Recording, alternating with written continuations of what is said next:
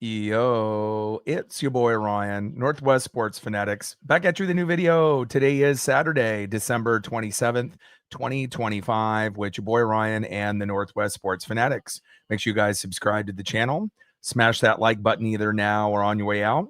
Donate to your boy if you can, Cash App $ ORIONNWSF, or the YouTube Super Chat right here. We got some playoff implication NFL football here on Saturday, and I'm really looking forward to it.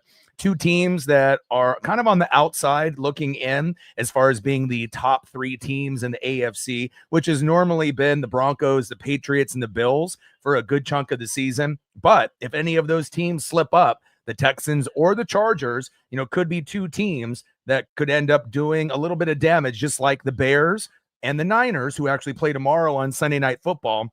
We obviously know the Seahawks, Rams, and the Eagles might be in the top three, but the way that the Bears and the Niners have been playing lately, if those top three teams, Seahawks, Rams, Philadelphia Eagles, end up slipping up in any way, then obviously we know that the Bears and Niners could potentially have an upset. And I definitely feel the same way. If Texans win here today, they're in the playoffs. And I feel based on how good their defense has been, they deserve to be in. And I'm hoping that they get in. Now, it's going to be a tough test to be able to beat Los Angeles at home. But again, 10-5 record, 4-3 on the road, 11-4 record for the Chargers, 6-2 at home. And again, both teams are deserving. Chargers are trying to win the AFC West over the Broncos, and the Texans are just trying to get in. So obviously the Texans are the more desperate team. So I assume that they're going to come out flying. And again, defense wins games, defense wins championships. And I'm very intrigued to be able to see the Charger offense against this elite Texan defense.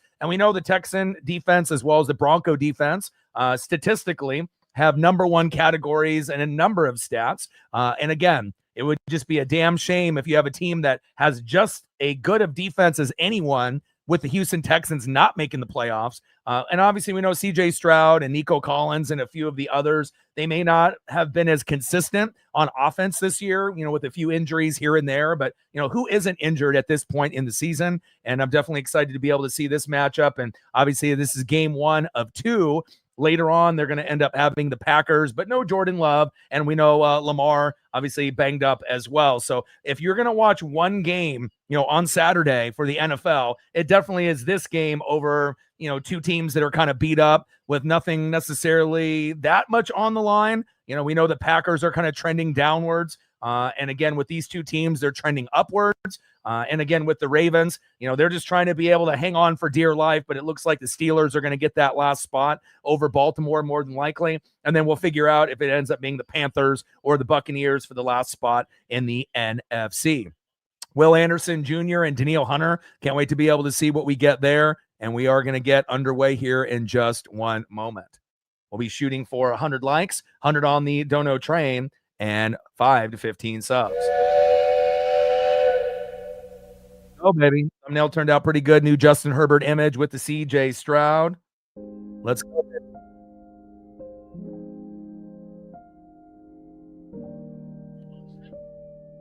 Ooh, nice special teams there by the Chargers right out of the gates. And Dicker, 61 yards. Traymon Smith with a 12-yard return. First down and 10 at the Houston 16. And shout out to my boy Brooks Beats with the best beats on YouTube. Like, sub, donate, comment, share. If you haven't smashed that like button yet, please do. Help us get to 100 likes, 100 on that Dono train. And 5 to 15 subs. Let's get it, baby. First down, under center, Woody Marks. And goes off that right side for a nice 5-yard gain. Dante Jackson, the Charger corner, with the tackle. Second down and 5 at the Houston 21. And was definitely looking forward to a better second game than the Packers and the Ravens. But I guess if Jordan Love was healthy and Lamar Jackson was healthy and they were playing better, it would be more of an anticipated matchup. But again, Texans win and they're in, so their backs are against the wall. They need to get into the playoffs, especially with one of the best defenses. But they're going to have to earn it. Stroud under center, second down and 5. Hands off to Woody Marks off that left side. Nice 4-yard run. Phillips and Henley there with the tackle by the Chargers. 3rd down and 1 at the Houston 25.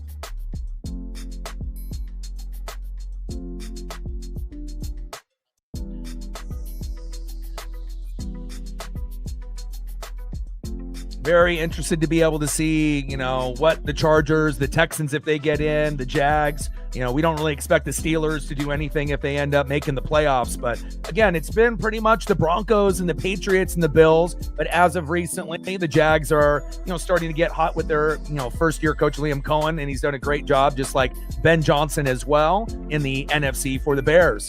Shotgun set, CJ going deep. He's open. Jaden Higgins, 75 yards, touchdown, Texans. And that's how you get off to a fast start, baby. Beautiful first pass for a touchdown to Jaden Higgins. Bang, 6-0 Texans.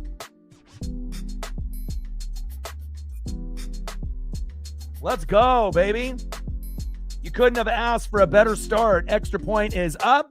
And good, Kaimi Fairbairn. And again, I knew this game was going to be electric, but I had no idea. CJ Stroud to Jaden Higgins for a 75-yarder. That was one of the best touchdowns I've seen early in a game. Blown coverage by the Chargers at home. And just like that, 7-0 Texans. And again, I would assume the Texans, are going to be the more hungry team with more on the line. Obviously, the Chargers want to win the division in the AFC West over the Broncos, but it's not necessary, right? With the Texans, they have to win this game to get in. So obviously, they're going to play a little bit more desperate and probably a little bit more focused. And the Texans are showing, it looks like I was right. 7-0 here early between the Texans. But again, it's not how you start, it's how you finish. But a great job by the Texans. Let's see if Justin Herbert and the Chargers can end up matching what CJ Stroud did on that first possession.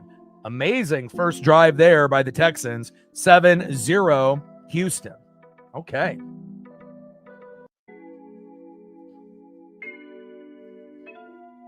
$59 subs away from 23,400. Happy holidays. We are getting closer and closer to the new year. It's December 27th, 2025, only a few days away from getting into 2026. It's mind-boggling and mind-blowing that we have gone through the year so quickly. But again, the college football playoff and the NFL playoffs are right around the corner, and I can't wait. Houston Texans versus the Los Angeles Chargers, 7-0 here early, 13:20 left in the first quarter. And if you just missed it, 75-yard touchdown pass on CJ Stroud's first attempt to Jaden Higgins, 7-0 Houston. Shout out to my boy Brooks Beats with the best beats on YouTube. Let's go, baby. Highly doubt you're going to get a start like that in the Packers and Ravens with backup quarterbacks in those games. And that's going to be later on this evening. So not really sure if that game is watchable, but I know for sure this one definitely is. So, and then as we get into the Sunday slate, I'm very excited to be able to see what the Bears and the Niners are both going to be able to do against each other. I feel that, all the pub and the love has gone towards the Seahawks, Rams, and Eagles. We haven't got enough time to talk about how great of a job the Niners and Bears have done. With Kyle Shanahan, Robert Saleh, and Ben Johnson leaving the Lions as OC and really turning that Bears team around. And it'll be very exciting to be able to see what we get on Sunday Night Football, one of the best matchups of the year at this point in the season. And then obviously Monday, we're going to have the Falcons and the Rams. We don't really know what version of the Falcons are going to show up on Monday night, but if they, play anything like they did against Tampa, then they might have a chance to keep it somewhat close for at least a couple quarters against the Rams. Kaimi Fairbairn kick, 65 yards. And that's going to end up being a touchback at the Charger 35. All right, Herbert, it's your turn. Show us what you can do here on this Saturday afternoon. Beautiful weather there in Los Angeles. A little overcast here in the Pacific Northwest, but again, we can't expect everyone to have that LA weather in December.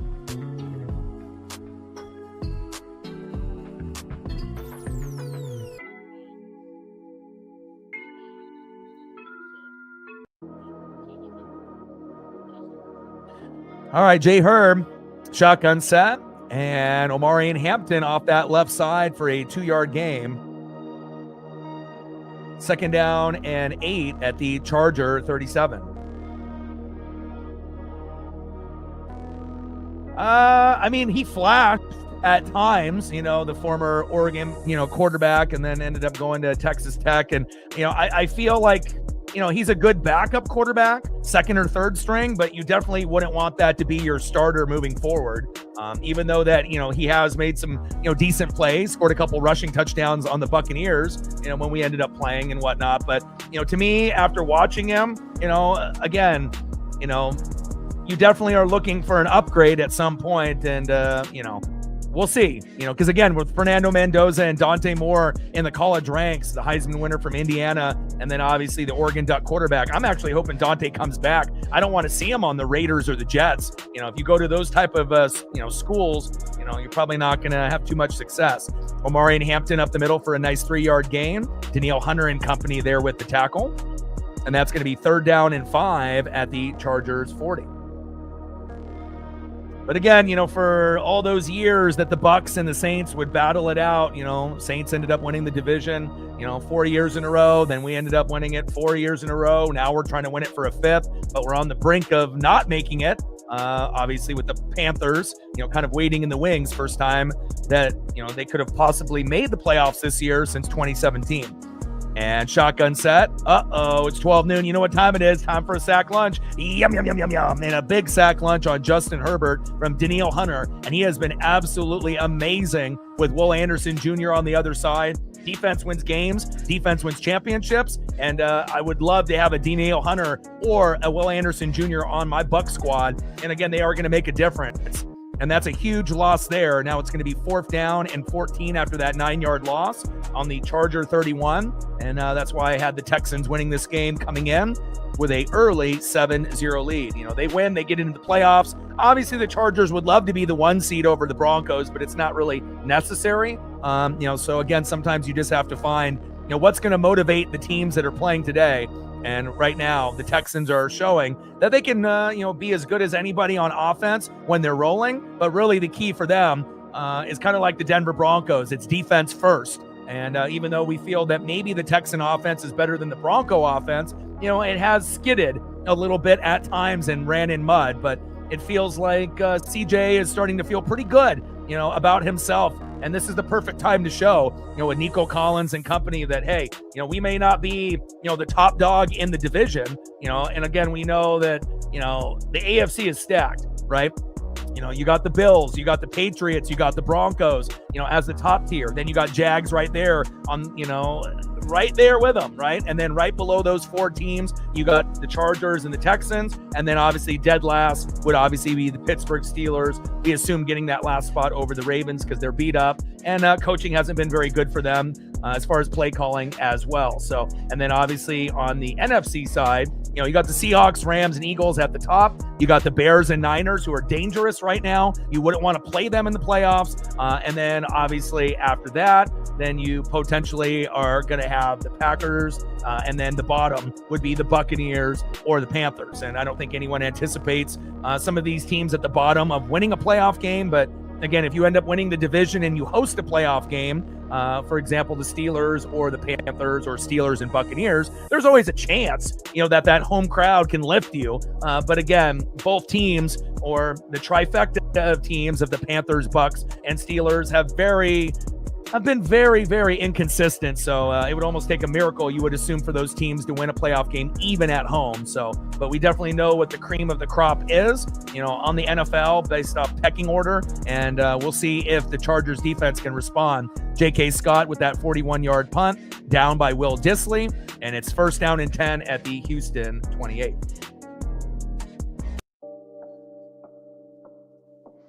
Like, sub, donate, comment, share. If you haven't smashed that like button yet, please do. Help us get to 100 likes, 100 on that dono train, and 5 to 15 subs. Let's get it, baby. And if you are trying to be able to watch along, it is a global broadcast on NFL Network. Shout out to my boy Brooks Beats with the best beats on YouTube.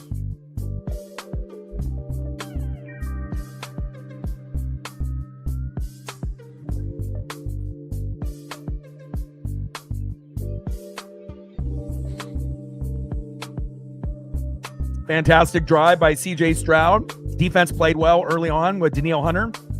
And the Chargers are definitely going to be feeling the pressure, especially if they end up being down by 14 or more. CJ Stroud, short right to Jaden Higgins, and a nice catch there for 13 yards. First down, Texans. Move the chains.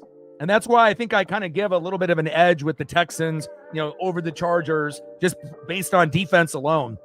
The Chargers have kind of a reputation of having a good roster on paper, but not really getting the job done in the postseason. But, Harbaugh's there, and if they can run the ball and play good defense, they're going to have a chance, even though Herbert is a little bit banged up. But, we will see. It's all about consistency. Week in and week out, getting hot and healthy at the right time. Andrea in the building. What's good? Yeah, I'm not going to do the Packers-Ravens game. It was either, this game or that. And obviously, if this game was on later, it would be more ideal, for more people to watch, because who wants to really watch the backup for the Packers and the backup for the Ravens, on a primetime game at 5? I mean, it's not really ideal. So this is the reason why I'm here. This is the better game, and I'm going to be more interested on what happens. Woody Marks up the middle and a nice 5-yard gain. Delshon Phillips, the linebacker for the Chargers, with the tackle. Second down and 5 at the Houston 46. CJ Stroud with a hurry up there to Xavier Hutchinson. Nice 11-yard pass. First down, Texans. First down and 10 at the Charger 43. And they're starting to move the ball very swiftly. Tyler in the building. What's good? And again, we will be doing the Bears and Niners for Sunday Night Football. I'm very excited about that. I don't think any NFC team wants to play either one of those teams. Seahawks, Rams, and Eagles play bad. Bears and Niners could upset them. They're good enough this year to do it. And it's been very impressive on what they've been able to do. It's just the Packers, at the bottom, since we know the Lions got eliminated. I don't really feel that they're playing good enough football necessarily to win a game. Shotgun set. Stroud going deep to Jalen Noel. He's open. Touchdown, Texans. Wow. And just like that, it shows you defense wins games. Defense wins championships. CJ Stroud is playing better than Herbert at the moment. And just like that, 13-0 Texans. And again, the Texans deserve to get into the playoffs based on their defense alone. And again, I feel that they might have a problem, if the Texans matched up with the Bills, the Patriots, or the Broncos. But as far as the other teams that are kind of close to them, like this Charger team or the Steelers, I definitely feel, and even the Jags, I feel like they match up really, really well, because I don't think there's really anybody right now that's playing better ball than Danielle Hunter or Will Anderson Jr. as far as like edge rushers on the same team. It's very rare to have two guys that are pass rushers that both have more than 10 sacks each. So again, when you're getting that type of talent on the D line, I wish Tampa had one, let alone two. But if they have those guys, hot, and CJ is able to do this with his wide receiving core, watch out. 43-yard touchdown pass to Jalen Noel. Extra point by Kaimi Fairbairn. And again, 14-0 Texans. But with that being said, I do assume the Chargers will be able to get on the board at some point. But again, you never can count out a team that's got an elite defense like the Broncos or the Texans. But right now, CJ Stroud not looking like Bo Nix, in the first 3 quarters, maybe looking like Bo Nix in the 4th quarter. But again, he is hot and he is confident. CJ Stroud. Daniel in the building. What's good? And so we'll be doing Bears and Niners on Sunday Night Football. That'll be the stream for tomorrow while I wake up early and watch the Bucs hopefully beat the Dolphins to keep my playoff chances alive. And then obviously we know the Panthers are going to get the Seahawks. So the Seahawks can get the job done and win that game, which they should. And then it'll come down to the last week of the season between the Panthers and Bucs, and whoever wins that will get in. Not that either one would actually do anything in the playoffs, but, winning the NFC South for the 5th year in a row is definitely something that I would like to do before the season comes to an end. 14-0 Texans, and I hope everyone is having a happy holiday as we're transitioning very closely in the next few days for the new year. Can't believe we're getting close to 2026, but here we are. And then on Monday, we have the Falcons and the Rams, which we would assume the Rams will blow them out, but you never know. You never know what Falcon team will show up. And if the Kirk Cousins, Kyle Pitts, show up in that combo like they did against the Buccaneers, maybe that game will be a little bit closer than anticipated. Like, sub, donate, comment, share if you haven't smashed that like button yet. please do help us get to 100 likes, 100 on that Dono train. And 5 to 15 subs. Let's get it, baby. Very impressive. 75-yard touchdown pass for the first touchdown for C.J. Stroud to Jaden Higgins, excuse me. And then the second one to Jalen Noel, 43 yards. And just like that, you got a 14-0 lead. So again, throwing the ball effectively. You know, they do have Woody Marks, who's kind of an underrated running back. And they have a few other guys that they can kind of implement into the offense at running back if needed. But CJ, you know, playing like I know that he could. And again, it's been kind of an up and down year, but 4 for 4, 142 yards, 2 touchdowns, no picks. You couldn't ask for a better start on the road. So yeah, I don't think the Rams are going to crumble, you know, and if anything, you want the Rams to be good, you know, because again, if you end up matching up with them in the playoffs, you know, again, you can't be worried about what other teams are doing. You just got to be focused on what the Seahawks are doing. And again, we know that the Seahawks could have easily lost that game against the Rams, even though they lost earlier in the year. And again, you know, at this point of the year, you just got to take care of yourself, you know, and not worry about anybody else that's in the NFC. You know, if the Rams keep hot, the Eagles are hot, the Bears and Niners are hot. Again, you know, you just got to be able to, you know, focus and get the job done. And honestly, you know, the chances of the Rams crumbling in the last 2 weeks is probably 0. So again, you might have been able to beat the Rams in that, you know, game of the year on Thursday night. But that doesn't mean that they're not going to be one of the favored teams to make the Super Bowl. Seahawks, Rams, Eagles are at the top. But if you play the Bears and Niners and play bad, you will lose, you know, based on how they're playing lately. You know, really the only teams that you wouldn't have to worry about as much is probably the Packers, Bucks, or the Panthers if they get in, because they're not on the same level. But it's going to definitely be very intriguing as we go down the stretch. Omarion Hampton off that right side with a nice 4-yard run. Azeez Al-Shaair, the linebacker there for the Texans with the tackle. 2nd down and 6 at the Charger 30. Marine Bean in the building. What's good? Yeah, I mean, you wouldn't assume the Rams are going to lose any games the rest of the way based on their schedule. It's pretty easy. So Omarion Hampton runs towards that left side this time around, and that's going to be a 3-yard run. 3rd down and 3 at the Charger 33. Danielle Hunter and company with the tackle. And again, if you're the Chargers, you got to be able to get 3 at some point. You know, if you're not going to be able to match touchdown for touchdown with C.J. Stroud, you're going to have to try to get on the board, you know, before this one ends up being a 21 or a 24-point lead. I mean, obviously, if it gets to that point, you're not coming back. You know, you'll still score some points in garbage time, but, you know, you got to try to keep this somewhat close. But obviously, the Charger defense is going to be on their heels. We know the Texan defense is one of the best in the NFL with the Broncos. And again, you didn't really know what version of the Texan offense would show up, but apparently it's top tier because C.J. Stroud is balling. Shotgun set, Herbert to Trey Harris. Nice 8-yard pass. 1st down, Bolts. Move the chains. 14-0 Texans here early.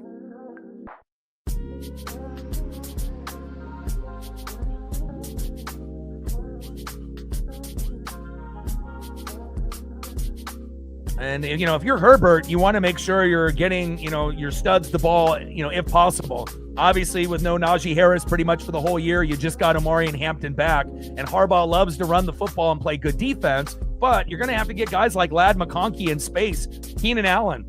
You need to be able to find those options, but the Texan, you know, defense up front with Danielle Hunter and Will Anderson Jr. aren't going to give Herbert that much time to go through his progressions. And not having Alt and Slater on the line is definitely going to be a factor. And a nice 5-yard run there by Omarion Hampton, dragging a few defenders along the way. Azeez Al-Shaair with another tackle there. And Rashawn Slater, we know, is one of the best, you know, offensive linemen in the game. Same thing with Joe Alt. So when you have 2 of the best, you know, it's kind of crazy. You know, he's been sacked 49 times this season. That's 3rd most in the NFL, but they got 11 wins. You know, most of the time, if you have 2 Pro Bowl, All-Pro, or potential Hall of Fame linemen, usually your team goes down the drain. But it's been impressive. Herbert's, you know, big upper body and, you know, obviously got tree trunks for legs. He's able to kind of bounce off guys, even though he's had some minor injuries. But again, this Texan defense is ferocious. Omarion Hampton up the middle. And a big tackle there and that's going to be no gain. 3rd down and 5 at the Charger 46.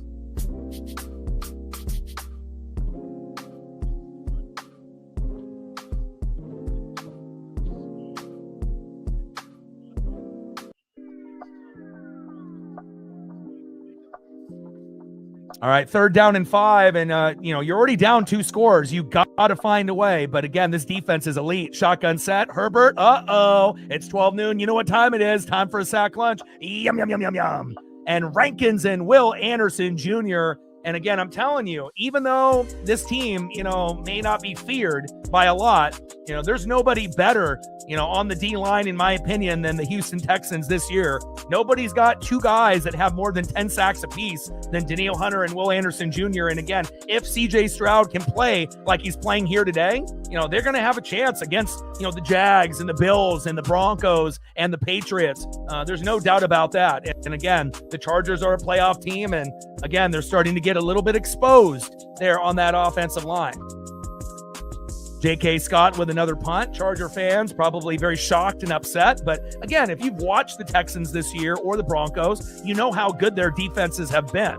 We know the offenses have been shaky, primarily for the Broncos. Bo Nix is not very good in the first 3 quarters, but he's great and elite in the 4th quarter. With CJ Stroud, he's just been a little banged up and injured, and they're really starting to get hot and healthy at the right time here late in the year. And again, obviously, their offense flows a little bit better than Denver's because they have more talent and more weapons. Again, we will see. When the Broncos add more pieces, Bo will look more comfortable in the first 3 quarters. But I'll tell you one thing, I definitely wouldn't want to be playing the Texans in the playoffs with Will Anderson Jr. and Danielle Hunter. And on the flip side, I wouldn't want to be playing the Bears or the Niners.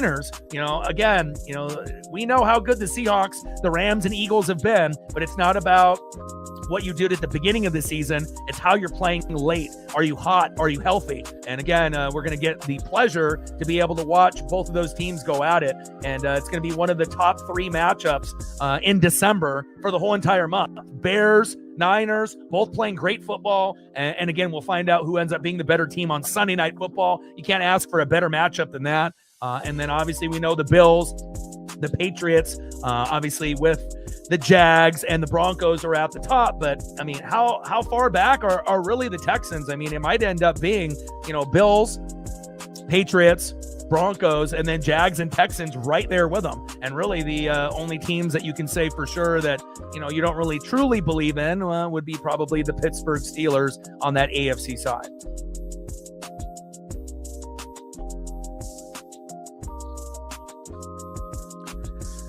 Well, I mean, when you go to a team that's bad, like the Jets or the Raiders, regardless on who you are or who you have helping you, if the team is terrible, if you got a bad owner, you got a bad GM, you got bad coach, bad coordinators, or even if you have a good coach and good coordinators, again, it takes time to be able to get your roster the way that you want. And again, who does he have really to work with, right? He's got Ashton Genty, a rookie at running back, and Brock Bowers. And again, it's not like those guys are going to be healthy for the full year. And then you got Max Crosby on the other side. Last time I checked, it's 11 on 11. So having 2 good guys on offense and 1 guy that's good on defense out of 11, that's not going to win you very many games. So, there's a reason why every single year the Jets and the Raiders and the Browns, for the most part, unless Myles Garrett goes crazy and they have some random quarterback like Joe Flacco getting them to the playoffs. But, we kind of know with certain teams that are at the bottom, it all starts at the top. You got to have a good owner, good GM, good coach,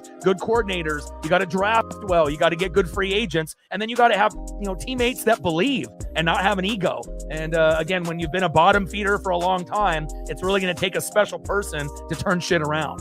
1st down and 10. CJ Stroud short left to Jalen Noel. Nice 4-yard gain. Jefferson there for the Chargers with the tackle. 2nd down and 6 at the Houston 25. Yeah, I saw that, and he wasn't happy with that at all because he's a competitor. He wants to be able to get individual stats, and he wants to help his team win, And again, it's just, he's too good of a player to be on such a shit franchise like that. If they're not going to help him, add proper pieces so they can be competitive, you can make millions and millions of dollars, right? But at the end of the day, a lot of these guys still want to win or try to get to a Super Bowl and win one, even though some are, not even close unless they end up going to another team, down the road. So Jahar Jordan there up the middle for his first carry of the game for 2 yards. Khalil Mack, the linebacker for the Chargers, with the tackle. 3rd down and 4 at the Houston 27. TJ in the building, what's good?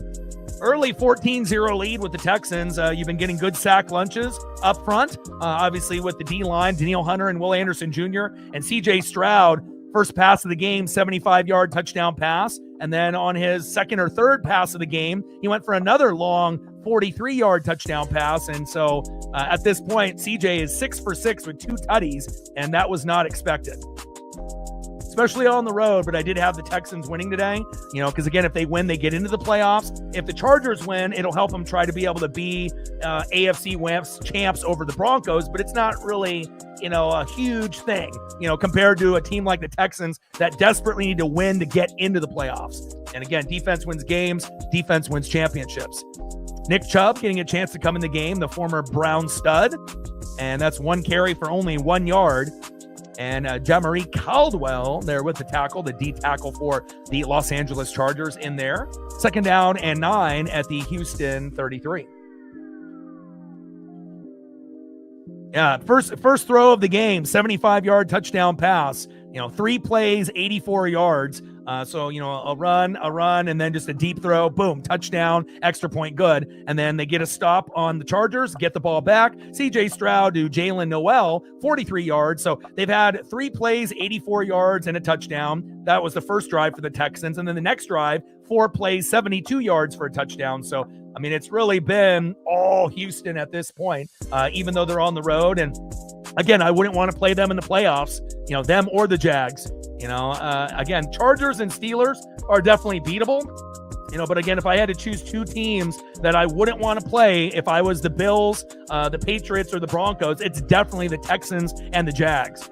Who would have thought? And then on the NFC side, Seahawks, Rams, Eagles are at the top, but I sure as hell wouldn't want to play the Niners or the Bears, and we're going to get that matchup on Sunday Night Football tomorrow. I'm super excited about that.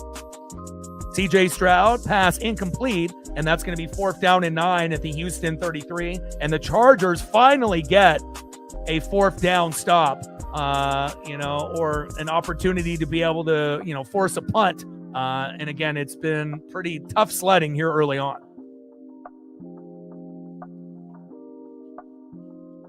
It just makes me have to work a little bit harder. I got multiple screens up, so, it is what it is.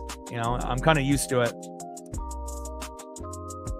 It would be nice to, have that crack down a little bit, but Tommy Townsend, the former punter of the Chiefs, probably super happy he's no longer there. 56 yards and a nice 7-yard return by Ladd McConkey. And again, if they're going to get back in this game, you got to be able to go to quick routes. Now, normally, it's deep routes to Keenan Allen, deep routes to Ladd McConkey. The Texan defense is too good. They're not going to allow you with 2 guys that have more than 10 sacks on the D-line. To me, that's the best D-line in football. There's nobody else that has 2 guys that are that dominant. So if that's the case, what does that mean? You're not going to be able to go, 3, 4, 5 seconds in the pocket and waiting for those, post routes and hitch and goes and go routes to develop. You're going to have to do screen passes. You're going to have to do quick slants, out routes, in routes, crossing routes. You're going to have to do, kind of dinking and doinking 5 to 10 yard passes. And then eventually, if you're able to run the football and throw short, then a big play with a play action over the top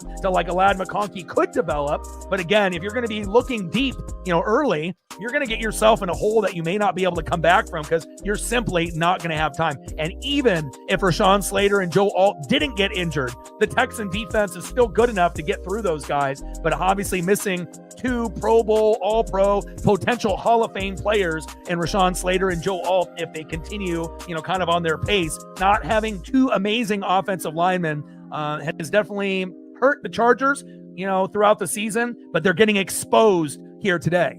2:04 left in the first quarter, 14-0 Texans. And let's see if we can get Justin Herbert in the end zone with Ladd McConkey or one of their offensive weapons. I wanted this to be a somewhat of a close game, but Houston is definitely imposing their will here early. They win, they get in, and they look like they're hungry to get into the playoffs. Facts. Like, sub, donate, comment, share. If you haven't smashed that like button yet, please do. Help us get to 100 likes, 100 on that dono train. and 5 to 15 subs. Let's get it, baby.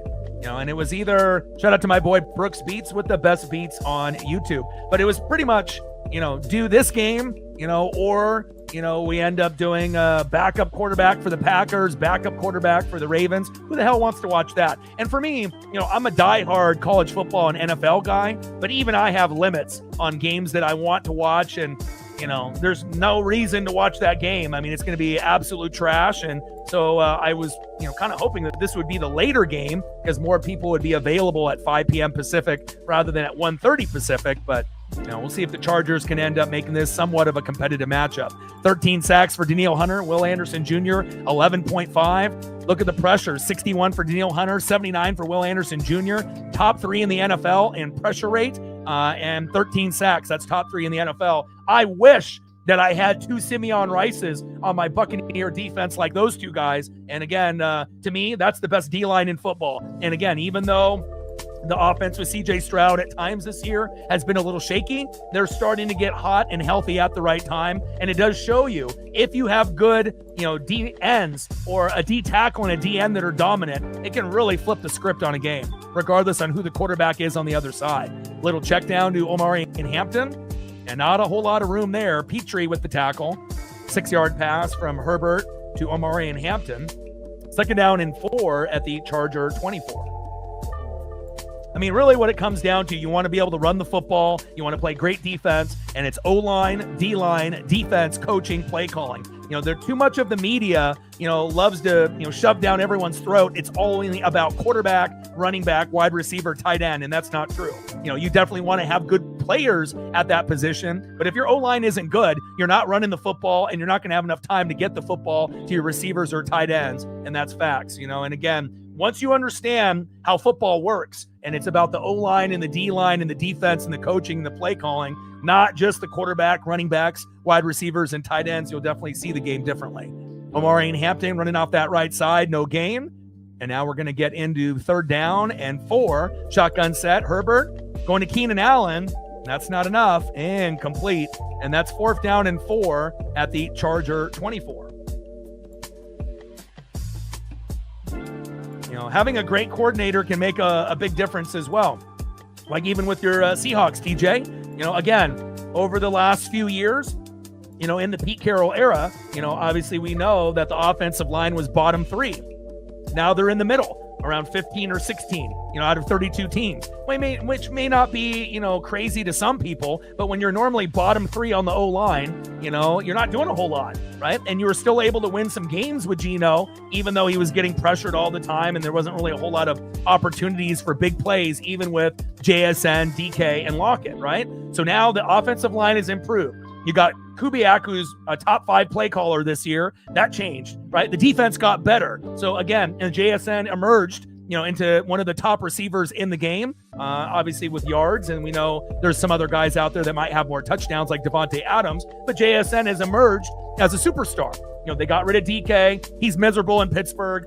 Obviously Lockett ended up getting pushed out as well. And it definitely shows you, if you can improve, the coaching, the play calling, and the O-line and the D-line and the defense, it really can turn a good team into an elite team.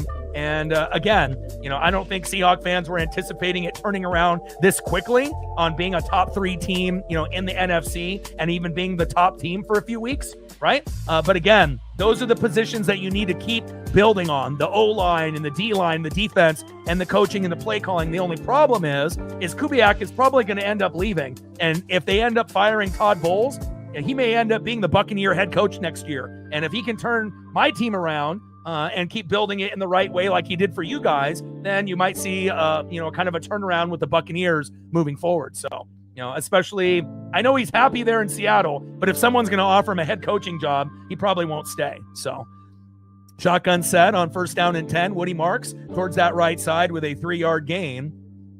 Deshaun Hand with the tackle. 2nd down and 7 at the Houston 20.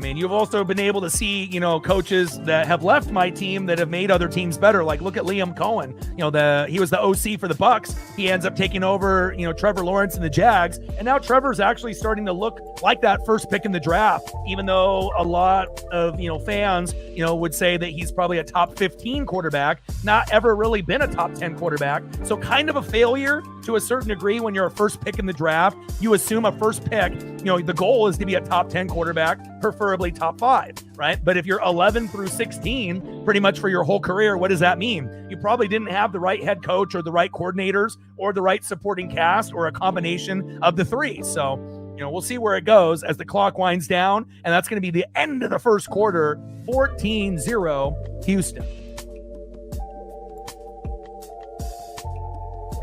But Baker Mayfield, with Bucky Irving and Rashad White and Sean Tucker and Cade Otton and Mike Evans, Chris Godwin, Emeka Ibuka, Jalen McMillan, Sterling Shepard. I mean, we just need a few more offensive line pieces.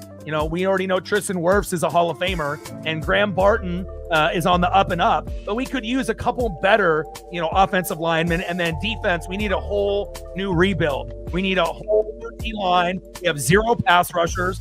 We need a few of those. We need a whole brand new linebacking core, because Levante David, as you see the jersey that I'm wearing now, he's getting close to retirement. And Devin White was great in the Super Bowl era, but then lost the love for football, but got it back, and now he's, a top 5 tackler for the Raiders. But I wasn't anticipating Devin White not being on this team at this point in his career. So the whole linebacking core needs to get retooled. Now you got Antoine Winfield Jr., who's one of the best safeties in the game, and then you got Jamel Dean, nickel corner, who's decent. But again, 3 or 4 guys out of 11 on offense or defense ain't going to get the job done. So again, we definitely, need a defensive mind. But if we ended up getting an offensive head coach and then hired a new defensive coordinator and just blew up pretty much what we have right now with Todd Bowles, maybe we could actually be relevant again. And that's what I'm hoping for.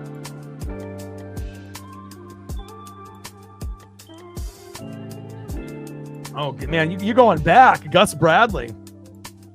You remember? Do you remember back? In that Patriots Jags window where they were only a half away, from making the Super Bowl. They played pretty good, but again, with the Leonard Fournette and that's back when Calais Campbell was like elite. They had an amazing defense, and the offense was actually pretty good at that point, but again, it only goes so long, before things start to kind of crumble and, people start plucking talent, from that particular team, and then they go to other teams. And, the window was pretty small, but again, at that point, they had something cooking at that time. So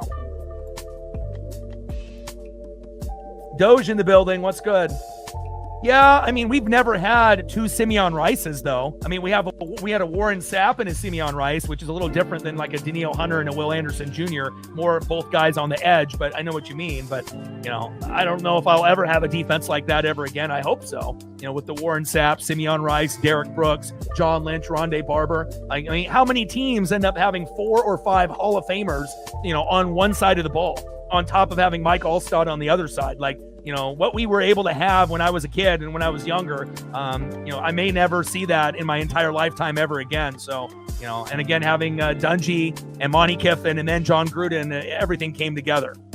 CJ Stroud gets pressure in the pocket. And finally, Tart with some pressure there. Intended receiver was Christian Kirk, the former Jag. And now hurry up, shotgun set. CJ Stroud, short right to Nico Collins, finally getting his first attempt. And a nice catch there, 15-yard pass. First down, Texans. Move the chains. Let's go. But again, we know the Texans and Broncos D have been number 1 or number 2 or number 3 in a lot of categories. We know the Texan offense is a little bit better than the Bronco offense. And again, for that main reason, you don't want to play teams that have elite D. Even if the offenses struggle slightly, like Bo Nix in the first 3 quarters, he finds a way to get it done in the fourth, even sometimes when the games are a little sloppy and ugly. Jawar Jordan there off that right side. No, left side this time. Marcus Williams, a safety with the tackle. Nice 8-yard run by Jawar Jordan. 2nd down and 2 at the Houston 43.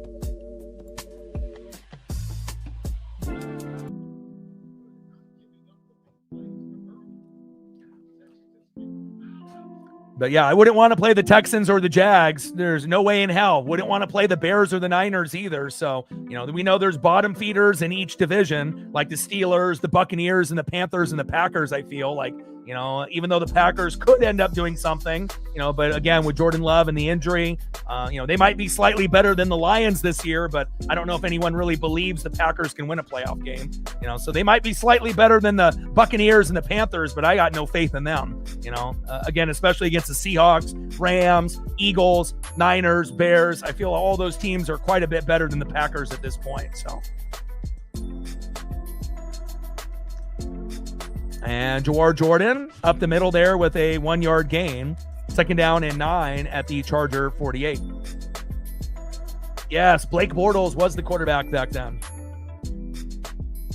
And they had everything cooking. I mean, quarterback, running back, wide receivers, tight ends, but primarily it was the defense. If you remember, that was the thing that, I feel the media gave all the love and the attention to the offense with Blake Bortles. But if you go back and look player for player on the defense, that's what really got them to that point where they almost knocked off Brady and made a Super Bowl. I don't know if they would have been able to win it all, but they were one young, fun team at that point for the Jacksonville Jags.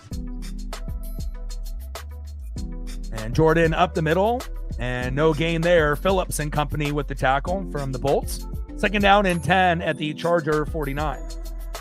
I mean, Jalen Ramsey, when he was young, like in his prime, they had Calais Campbell up front. I mean, they really had a nice, steady defense. And again, defense wins games, defense wins championships. And it's great if your offense is amazing, but if you can't stop anybody, you're going to get exposed. So that's why having some really good balance with offense, defense, and special teams is key. Shotgun set. Stroud. And Dalton Schultz getting in on the mix finally for his first attempt. Oh, and they're getting chippy there as Dalton Schultz retaliates on a push. And let's see if they flag the last guy, which would probably be Schultz there. And again, sometimes, you get baited, right? Where someone pushes you or chirps at you and then you react and then the referee catches the last guy. So even though the first guy initiated, kind of the craziness there, happens all the time. Unless they're able to flag both and it ends up being offsetting, but it really depends on, the call and how many people saw it. Flag on the play. We'll see if this is a necessary roughness by Schultz or if they do offsetting here. Let him know, TJ. So they are only penalizing Dalton Schultz at the end of the play. What a shame. And if you're the Chargers, you want to see more of that. So.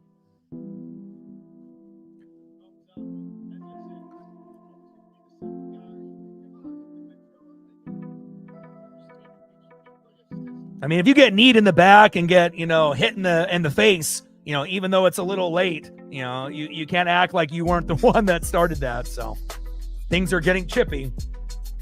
And obviously the Chargers being down 14 has something to do with that as well. Nice little screen pass with blockers downfield, but good collapsing defense for the Bolts there. And they're playing much better on defense now than they were on those first 2 drives.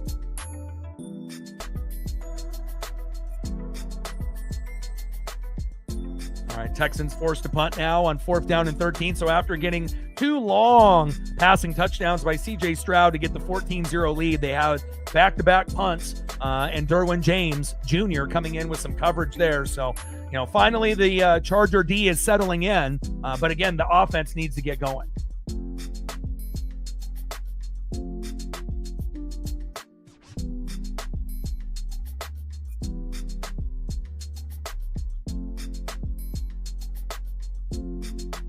I appreciate it. I made 2 thumbs and I had to wake up early to take Paisley on 2 walks. So I was kind of pressed for time.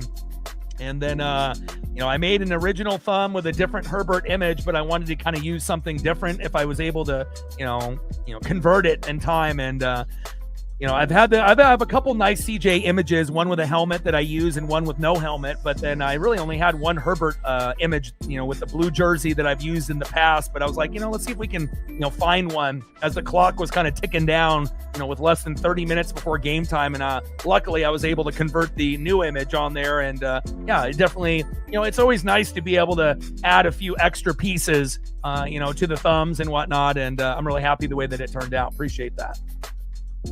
No one's going to make thumbs like we do here. And obviously we have our signature look, where we're going to have the fire background.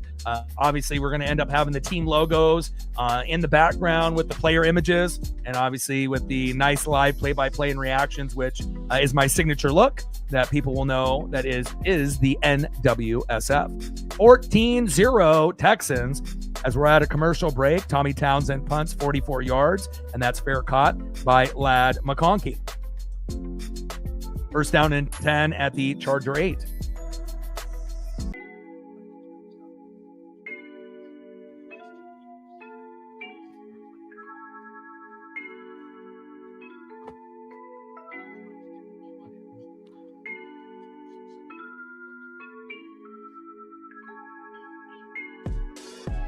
And if you're just tuning in to the broadcast, CJ Stroud to Jaden Higgins on a 75-yard pass. 7-0 Texans on the first drive of the game, and then Jalen Noel on the second drive, 43-yard pass from CJ Stroud, and that ended up being another touchdown. 14-0 Texans, and again, it feels like the Charger D is finally settling in, even though they're down 14, and now we just have to hope that you can get a little bit of magic out of Herbert, even though we know that D-line for the Texans is the best in football, and it definitely has had an impact on this game so far.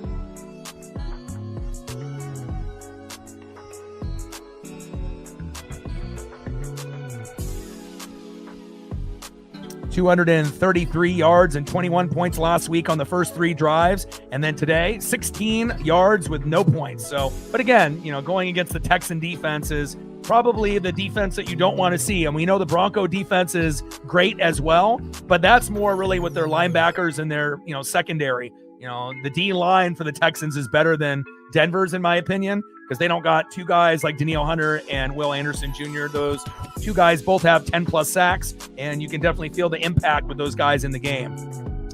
And Al-Shaair is down with an injury. Hopefully he's okay. And again, obviously the late game today is the Ravens and the Packers, both with backup quarterbacks. Not really a watchable game, so we're not going to do that. And I highly doubt that many people are going to be watching that game. Not really worth watching. And then as we get into tomorrow, Bears and Niners on Sunday Night Football. That's definitely worth watching. Those guys are very, very hot, both of those teams. Can't wait to see who ends up getting the upper hand there. And then we'll be doing the Rams versus the Atlanta Falcons on Monday night. And then obviously as we transition, we're getting closer and closer to the college football playoff, which we'll be doing Oregon and Texas Tech. And then as we keep progressing, we're going to get further and further along in the college football playoff, as well as the NFL playoffs as well.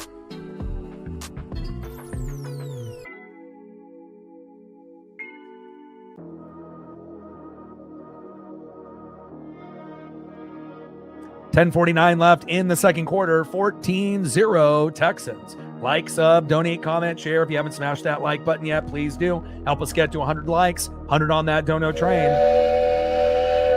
And 5 to 15 subs. Let's get it, baby.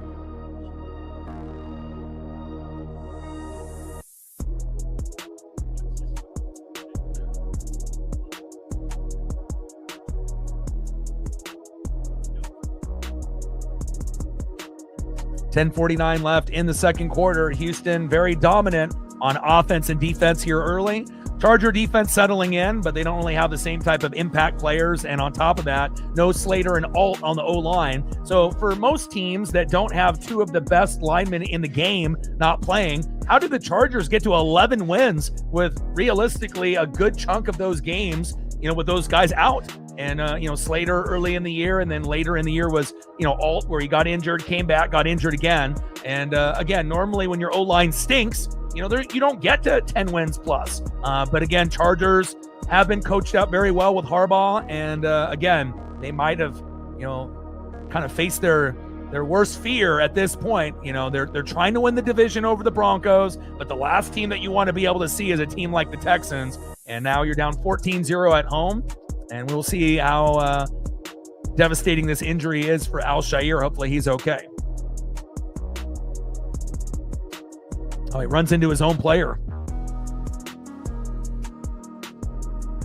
Hopefully he's okay.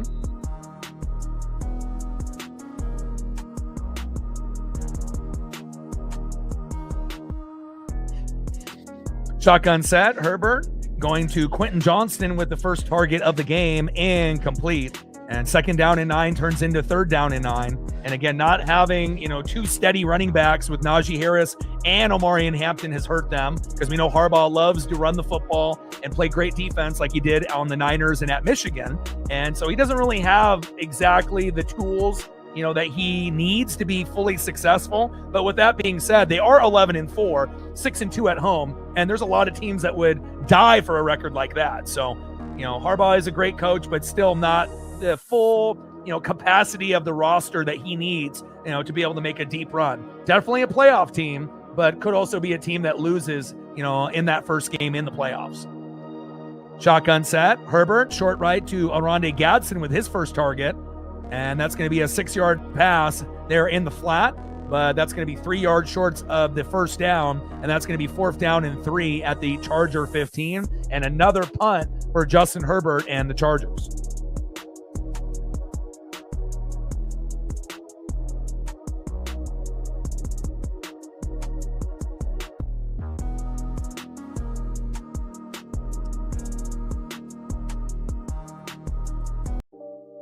Shout out to my boy Brooks Beats with the best beats on YouTube. And to me, the best option for Herbert is Ladd McConkey. But again, if you're going to get chased on every play, you need time, for the offensive line to block. And unfortunately, Will Anderson Jr. and Danielle Hunter are unblockable. So again, at some point, if the Chargers are going to get on the board, you would assume it would be Ladd McConkey through the air and then maybe Omarion Hampton on the ground. But you're going to have to throw it deep, at some point, to try to force a PI or to try to go deep like, CJ Stroud did. And maybe you can cash in with a long touchdown to a Keenan Allen, Ladd McConkey, and such. Offensive holding there on the Texans after that J.K. Scott punt. 39 yards. And fair caught there by Jalen Noel. But after the offensive hold, it's going to be 1st down and 10 at the Houston 36. Marks with the handoff up the middle from CJ Stroud and a nice 5-yard run. 2nd down and 5 at the Houston 41.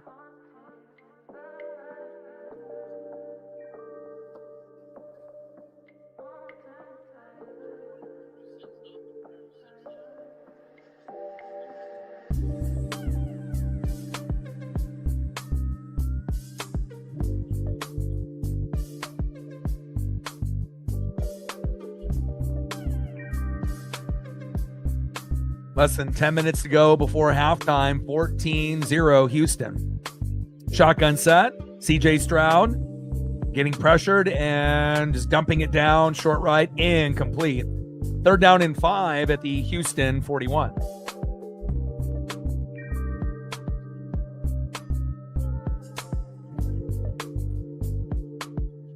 And we'll definitely be doing a lot of the college football playoff as well as the NFL playoffs. Looking forward to that. And, before you know it, we'll be back into Mariner baseball into late February and into mid-March.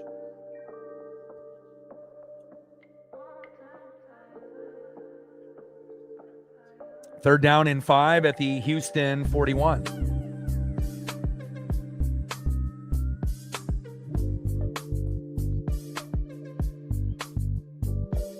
TJ, did you have a good Christmas?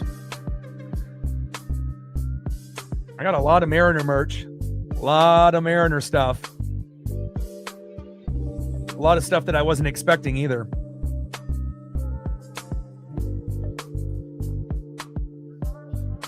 Big 3rd down here for the Texans. Shotgun set, Stroud. Oh my, intercepted by Derwin James Jr., and that's exactly what they needed. Pass intended to Dalton Schultz, intercepted by Derwin James. Wow. And again, we saw Derwin, kind of make some plays early, after the first 2 drives were terrible for that defense, when they had those, 2 3 and outs, or when they ended up stalling, the drive after maybe a first down or 2. CJ Stroud steps up, and obviously they're just playing zone. Derwin James just kind of floating and cluing, using his eyes and reading CJ Stroud, who is staring down Dalton Schultz. And it looks like we do get a tip on that by hand. And again, a tip pass turns into a interception. Now, let's see if Justin Herbert can score to make this a competitive game. Omari and Hampton up the middle for a 5-yard gain. 2nd down and 5 at the Houston 32. And if there was a team that fucking needed a turnover desperately, it was the Chargers, and they got it. Now, let's see if they can score 6. 3 will be fine, at this point in the game, but definitely getting on the board with a touchdown would give them a little bit more confidence going into halftime.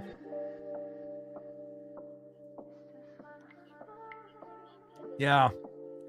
The Raleigh hoodie is super dope. A few Cal rookies, graded and non-graded, but I think the big one was getting the Brian Wu rookie card graded auto. I was not expecting that. And again, very cool. That's something that I'll have in my collection for a long, long time.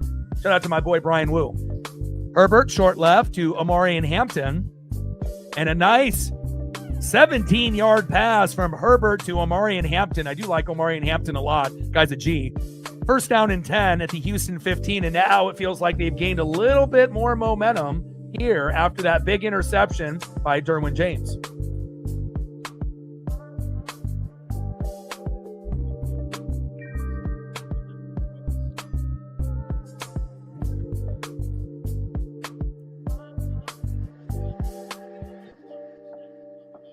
All right, first red zone snap here, incoming for the Chargers. And I want a good competitive game. I don't want to see a blowout, but again, more pressure for the Texans, but at least the Chargers are starting to fight back. And a nice job there by Trey Harris. 7-yard run with a little end around. And Kamari Lassiter injured on the play. And anytime you can end up doing a reverse or a jet sweep, you have to have the proper blockers to kind of set you up. Didn't really have that there, but still 7 yards is better than a loss of 7. 2nd down and 3 at the Houston 8, and it feels like we might be moments away from a Ladd McConkey touchdown unless they keep pounding the rock with Omari and Hampton, and we might be able to get one out of him. Or, a scenario that could work is running an RPO with Herbert and just having him run in for a touchdown himself. Because I don't know if they would anticipate him doing that, but he's got enough speed and enough, upper body strength to take a hit and to be able to get into the end zone. So there's a few options, but 2nd down and 3 gives them, a good position to get another first down. And then, if you're within the, 5-yard line and in, then the options are obviously limitless at that point.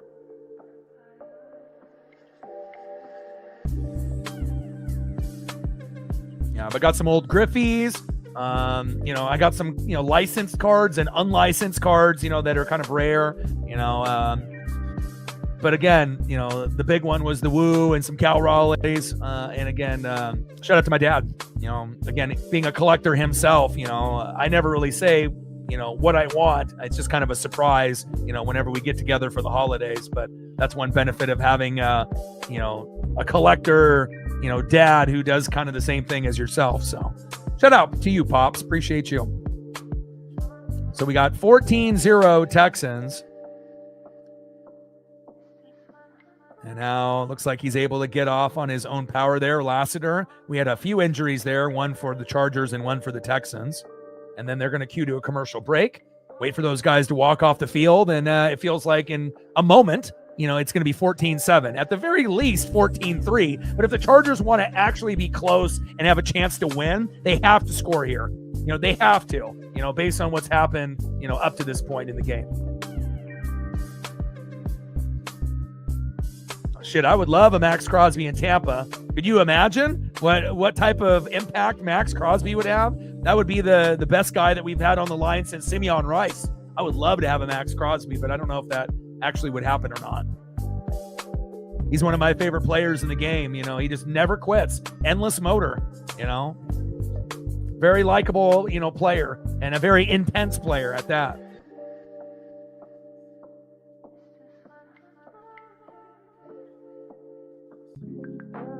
Like, sub, donate, comment, share. If you haven't smashed that like button yet, please do. Help us get to 100 likes, 100 on that dono train.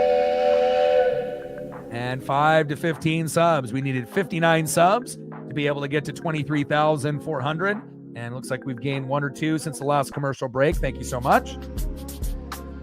And now we're at 58 subs to get to 23,400. And obviously, once we get back into Mariner season, that's where, we're going to do a lot of our, damage on the subs and the views and the likes. And, obviously, football season is great, but I think a lot of us also are patiently waiting for baseball to get going again as well. 7:15 left in the second quarter, 14-0 Texans. And if you're just tuning in, first pass of the game, CJ Stroud went 75 yards to Jaden Higgins for a touchdown, 7-0 Houston. And then on the second drive, CJ Stroud, 43-yard touchdown to Jalen Noel. 3-play drive, 84 yards, touchdown. Second drive, 4 plays, 72 yards for a touchdown. Then a couple 3-and-outs or a couple of drives were stalled, after a first down or two, and then a punt. But obviously the Texans haven't been able to do anything on the Charger defense. And then after Derwin James made a few tackles on the previous drives that got stalled, he was able to get a tipped interception. And now this is the closest the Chargers have been to be able to smell the end zone all game.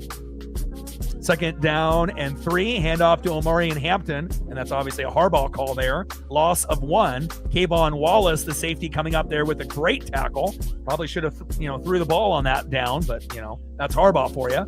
Third down and 4 at the Houston 9, and we'll see if Herbert can, find a way to run an RPO. That might end up working, and again, hopefully they'll be able to get someone open like a Lad McConkey, if possible.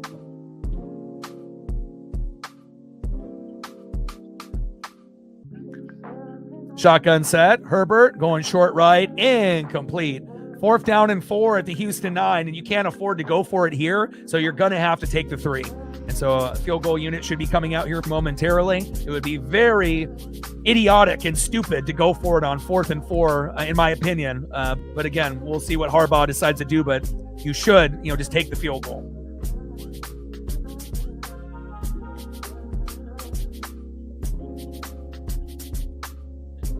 All right, Dicker the kicker about to come out. Kick is up and good. 14-3 Texans, not exactly what they wanted, but at least it's points off the turnover.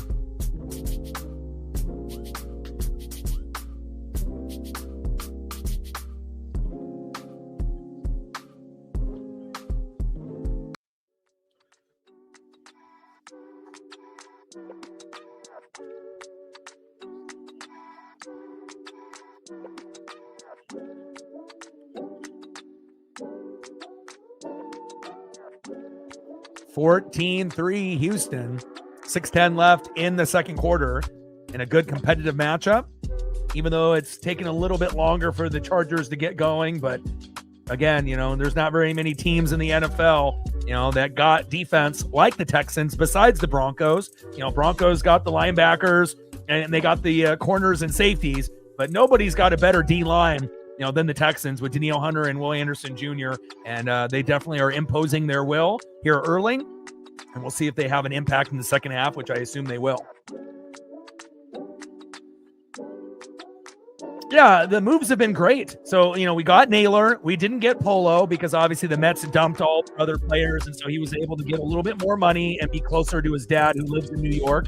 So we appreciate what Polo brought, even though the first year wasn't great. Second year was much better, right? And we still have a chance to bring Geno back if we can get on the right terms, even though there's other options, like Ben Williamson or Colt Emerson and a few others that potentially could play third. Obviously, those guys can't hit 40 to 50 home runs like Geno. And Geno strikes out a lot, but again, we don't want to overpay for Geno. And again, the Harry Ford trade to get Jose Ferrer from the Nats was a good move because, again, the bullpen is always everyone's weakest link, right? So to be able to get a lefty in the pen, someone that might be more reliable than Gabe Spire, I love that move. And then I do like the Ref Snyder move. If you ended up watching any Red Sox games after this 18-yard return by Jalen Noel, he wouldn't play every day. He would be kind of like a Kike Hernandez, but where he can platoon and play everywhere. And again, we know Ref Snyder can play first, he can play outfield, he can play right field. And whenever he got in against lefties, he would kind of crush them. And, he's kind of like that good utility player that we can kind of plug and play if needed. So I think so far, the moves have been great. The Ref Snyder and the Ferrer are good value moves that, aren't really going to spark a whole lot of attention, like obviously re-signing Naylor. But again, we still got a few more moves to make, but we got a lot of guys in the farm as well that can get the job done. And we'll be buyers at the deadline, when that happens, the trade deadline, and we'll add a few more pieces at that time as well. Jawar Jordan up the middle with a 4-yard run, 2nd down and 6 here for the Houston Texans. And a little hurry up back to Jordan again, and a nice 10-yard run off that right guard. Troy Dye, the former Duck, with the tackle. 1st down and 10 at the Houston 37. 1st down, Texans. Move the chains. Yeah, Ketel Marte will be too expensive, though, because if we were going to try to get Ketel Marte, we would have to give up way too much. And I don't think I would want to give up, George Kirby or Logan Gilbert or Brian Wu, and that's what would probably have to happen. So, I mean, Ketel Marte would be cool, but again, it wouldn't be worth it to me, to give up one of our main guys. Now, if we were able to give up like Castillo, since he's the kind of the weak link, and if they were willing to take him, that would be the only starting pitcher that I would be okay with, depending on who else we would have to give up. But it sounds like they want a king's ransom for Ketel Marte, and, I wouldn't want Wu or Gilbert or Kirby. Castillo would be the only one, since we have Cade Anderson, LSU draft pick waiting in the wings that can take his spot. So, but we'll see. And a loss of 2 there with that handoff to Woody Marks. Jefferson with the tackle. 2nd down and 12 at the Houston 35. Yeah, but the only problem is we probably won't be able to get Geno cheap, because based on this point in his career, he's probably going to want to get paid. So I don't know if he'd be willing to take dramatically less money to come back, to the Mariners, which would be cool if he would be willing, but I just don't think he'd be willing to.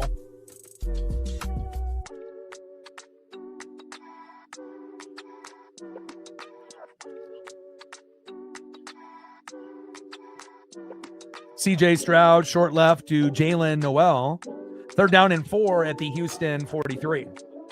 Yeah, but the reality of, them trading one of their best players for Castillo, Durangelo, and Evans, that's a garbage trade.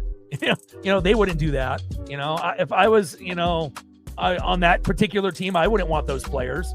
Durangelo, there's some potential there. Logan Evans isn't good enough to start or be in the pen, and Castillo's at the end of his career, and is not very, the only upside out of that would be Durangelo. That's a garbage trade. Obviously it'd be good for us, but garbage for them, so unless they would be willing to get rid of the salary, and that would be one of the reasons they didn't want to keep Marte, but we would have to give up a hell of a lot more. It would be realistically more like, Gilbert or Kirby and some players, to get a guy like that. And I wouldn't be willing to do that. Tommy Townsend punts 45 yards, and Ladd McConkey there with the fair catch.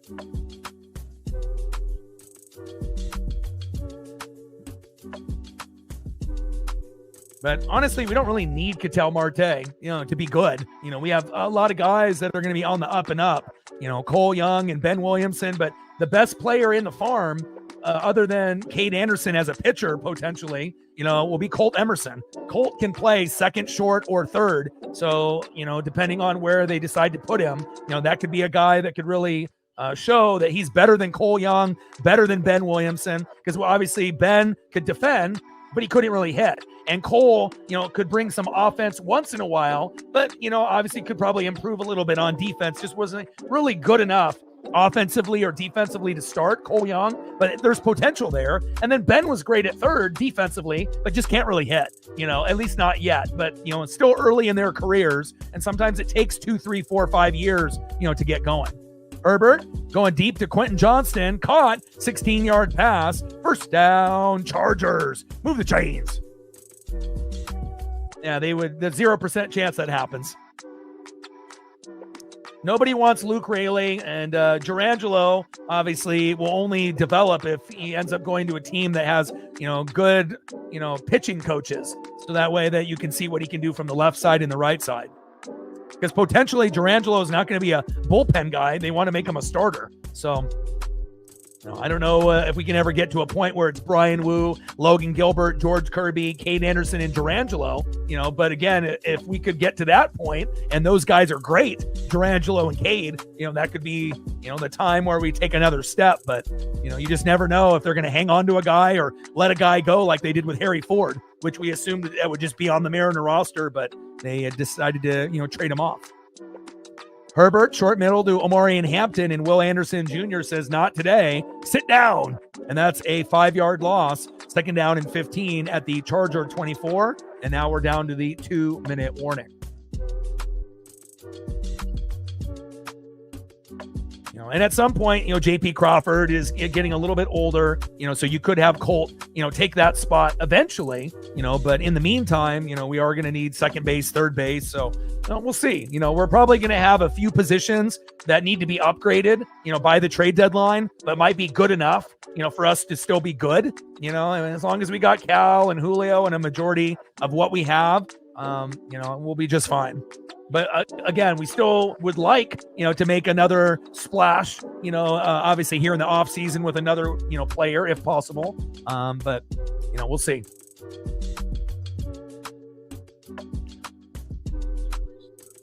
But again, based on the Mariners' success and the Blue Jays' success and a few other teams, some of these free agents that normally would be like, I don't want to go to Toronto or Seattle, now may reconsider, and want to be able to be a part of something special. And, even though it didn't kind of end the way that we wanted, for us Mariner fans, we're going in the right direction.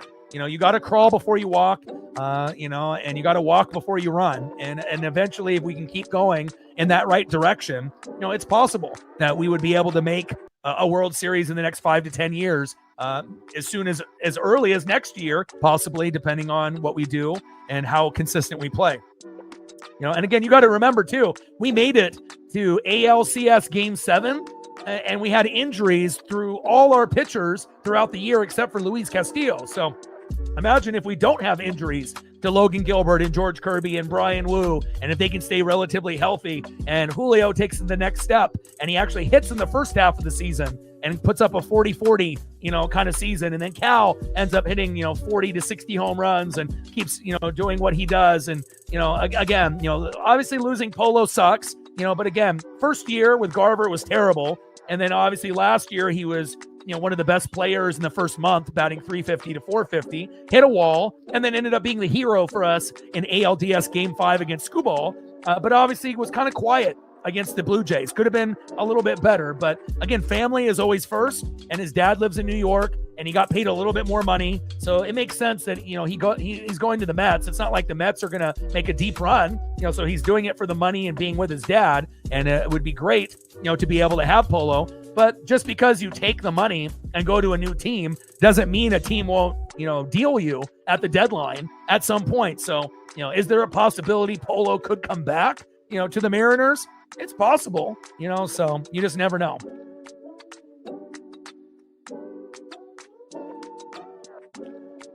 And again, even with Gino, if we don't end up getting him and he signs with another team, there's no, there's a possibility that he could end up being dealt at the deadline, again, this year or next year. So I just think you have to be very careful, with the money, because obviously Gino gives you good vibes, but he strikes out a lot, and again, he's not the same defender at third as he was the first time that he was in Seattle. So those stats are, and again, you have to have really great defenders at first and third. If you don't, you're not going to win very many games. There's a lot of ground balls and a lot of defensive skills that you need to have, specifically at first, but we got Naylor, so thank God. But you got to have a good defender at third, and it would be nice if you can get a guy that's got more than 20 home runs, obviously at third base, but it's not really essential. But if you do got power hitters at first and third, it makes a difference, as Herbert gets crushed on the sideline there. And let's see if he's still in bounds. Yeah, still in bounds when he gets hit, but it's a big hit. And you see a few of the Charger players getting upset with a few of the Texan defenders. Yeah, and plus, if we had a choice between Naylor or Gino or Polo, who would we want? Naylor, right? So we at least got, Naylor, and that's exactly what we needed. Losing Naylor would have been detrimental to the team's success moving forward. We wouldn't be the same team. We can still win games without Polo and Gino. Herbert going deep to Quentin Johnston. He's open. Oh, wow. How did he get behind the safety? First down, Chargers. And here in garbage time, they might be able to get a touchdown here, and that's exactly what the doctor ordered. Bolts fans have been waiting patiently, and now it's going to be potentially 14-6 or hopefully 14-10 before half. Nice job by Herbert, and even better catch by Quentin Johnston getting behind the safety there. That was 1-on-2, and he got behind both guys, or in front of both guys, excuse me. Yeah, well, the Mets usually have a very high payroll, but it never really works out. Herbert, short middle. Oh, my God, tipped, intercepted. Wow. Oh, Aziz Al-Shair, the player that got injured about 5 minutes ago, coming up with the tip and the pick. Oh, no. Wow. And that's why sometimes you need to run the football. And the Texan defense shows not only do they have Danielle Hunter and Will Anderson Jr. on the D-line, the best sack-lunching duo in the league, they also have guys at linebacker and safety and on the corner position. And again, you got to catch that pass. That's on Gadsden, Herbert put it in a spot for you to catch it, and it went off your fingers up in the air for Aziz Al-Shair.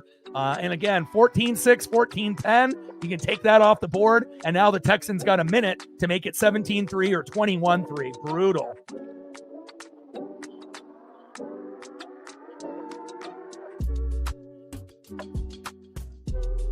Yeah, and especially with Pete Alonso leaving, and him joining the Orioles, and then obviously Edwin Diaz, one of the best closers that used to be on the Mariners, now on the Dodgers. It's like, it's going to be a miracle to try to beat the Dodgers, but I mean, if anybody could beat them, it would be like the Blue Jays and the Mariners would definitely be two, of the teams that possibly could. And the Blue Jays almost did. If they were able to win in regulation, they would be World Series champs. But when it went extra innings, I knew they were going to lose. The Dodgers are one of those teams, you got to stomp them out when you have a chance. If you let them hang around, eventually, someone's going to come up with a big play, and it's not going to be just Mookie, Freddie, and Shohei Ohtani. Sometimes it'll be those other guys, the Miguel Rojas, the Will Smiths, guys that are good.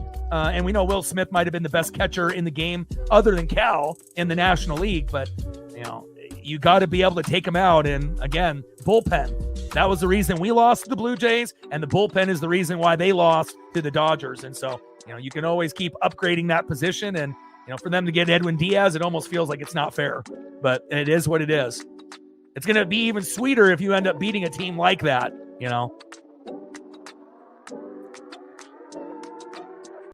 Woody Marks off that left tackle. Beautiful 19-yard run, backed up in his own end zone. Look at the vision and the speed. That's beautiful. First down, Texans. And in a position where they would be backed up in their own end zone for C.J. Stroud, one rushing play takes them out of danger. And timeout, Houston. 52 seconds left. First down and 10 at the Houston 22. And if you go for a couple of deep throws, you might be able to get 3 or 6 here before halftime.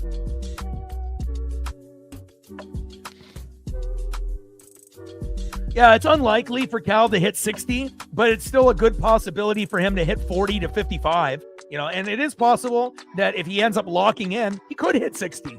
If there was a guy that could actually do it, it's him. Again, he may not be able to do it after he just did a 60 home run season, but if he hits 40 to 55, I think he's going to have another, couple years where he's going to have an opportunity to get to 60, and again, he's the best power hitting catcher in the game. You're not going to see any other catcher on his level based off home runs. And we just got to pray that he stays healthy.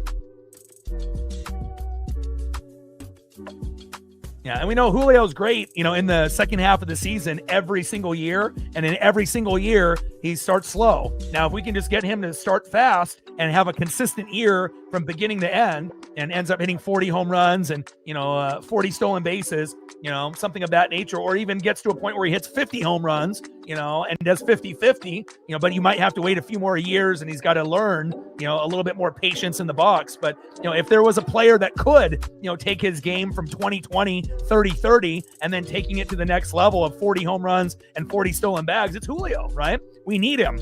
And hopefully he'll be able to start fast. Chief in the building. What's good?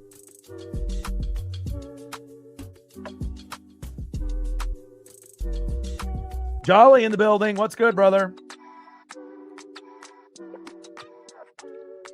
$5 holla. Chief in the building. What's good? Stacks. Racks with a little Cactus Jack. Bang, bang. Congratulations on beating the Bucks. First time around. Obviously, you guys have the Seahawks, which more than likely you're going to lose that game. And then we got the Dolphins. So as long as, we don't implode, it'll come to the last, game of the regular season between the Panthers, your Panthers, and my Buccaneers to find out who ends up representing the NFC South. And congratulations, for the season that you've had up to this point. And, we'll see what happens. Chief in the building. What's good? Yeah, Texans are one of my favorite teams to watch, not only in the AFC, but overall. I'm a defensive guy. They have the best D-line in the game. Danielle Hunter and obviously Will Anderson Jr. roll tide. Both guys over 10 sacks each, and no other team has two guys on the line as dominant as those two. Obviously the Broncos might have a better linebacking core in secondary, but again, if you can get pressures and sacks, again, it really does change the outcome of games. Stroud, short middle, Christian Kirk, intercepted, Elijah Molden. What is going on in this game? Pick after pick, back and forth, and now the Chargers are going to have another second chance to be able to get points on the board. Wow. And after those two long passes that turned into touchdowns for C.J. Stroud, now starting to hit a little bit of a wall. Charger defense playing a little bit better and a little bit focused.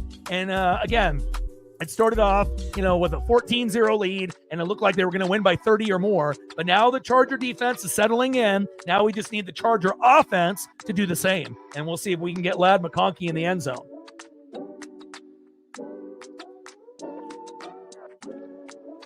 Yeah, and you guys haven't made the playoffs since 2017, and honestly, you guys have a better chance of winning a game in the playoffs if you're going to be at home than we do. We have an offense, but we have zero D. You guys have a defense, and your offense is shaky, but if you look at the overall product, it's more of a cohesive unit, the Panthers, offense, defense, special teams, even though Bryce Young at times is still learning, right? But with Rico Dowdle and Tet McMillan, you guys got something, and also it depends on who's play calling. And again, I feel on our end, coaching, play calling is not good for the Buccaneers. Bowles needs to get fired. We need to blow up the OC, get rid of everybody. And then, we'll see if we get Kubiak from the Seahawks to join the Buccaneers as head coach. And then we bring in another defensive coordinator from some other team that's good, like Saleh. And if we can get something like that, then eventually, we can get back to being, a good football team instead of a team that's one-sided. So.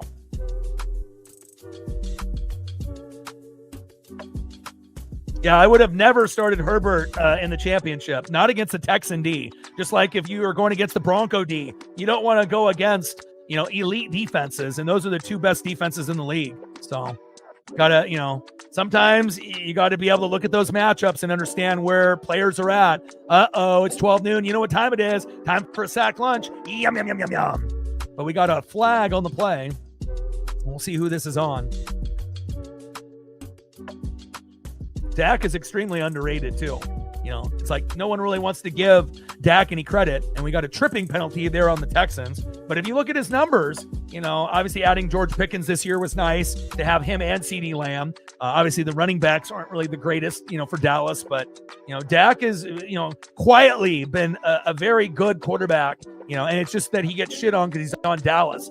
I would take Dak, in Tampa, not over Baker, but I do like Dak.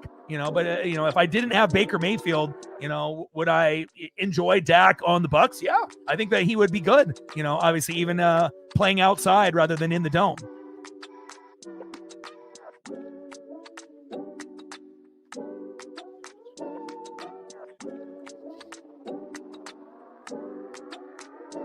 So how are you doing in your 4 leagues? Do you have a chance to win a championship in any? You got eliminated in 3 of them and you're alive in 1? Play action. Herbert avoids a sack lunch. Fumble.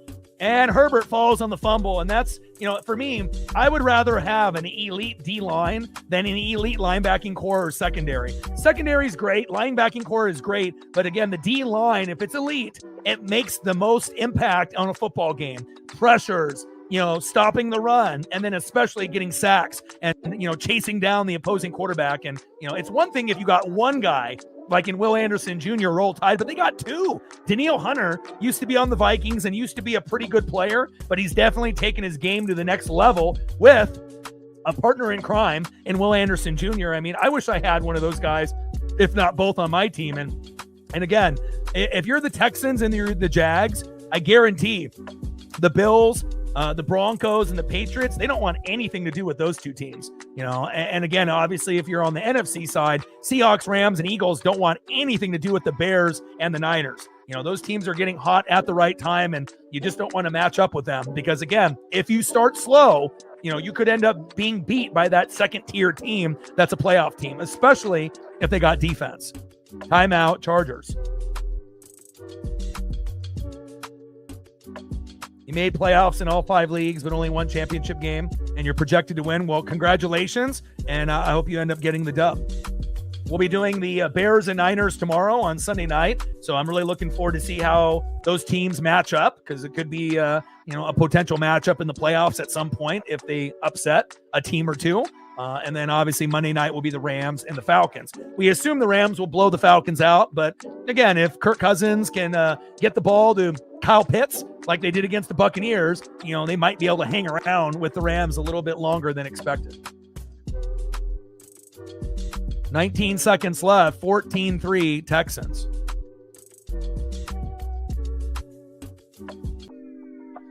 Like, sub, donate, comment, share. If you haven't smashed that like button yet, please do. Help us get to 100 likes, 100 on that dono train. We're at 595 to go and 5 to 15 subs. Let's get it, baby. Shotgun set, Herbert, short right to Will Dissly, the former Seahawk tight end. And that's for a 1-yard gain, 4th down and 13 at the Houston 14. So Dicker the kicker, it's not really what you want. But remember, the Chargers don't have their 2 best offensive linemen and really haven't had either one for a majority of the year in Joe Alt and Rashawn Slater. So for a team like the Chargers to be able to get 11 wins, with no O-line is crazy. Dicker, kick is up. Whoa, no good. Unbelievable. How does Dicker miss from 32? And again, when it rains and it pours, you're already, feeling a little shaky.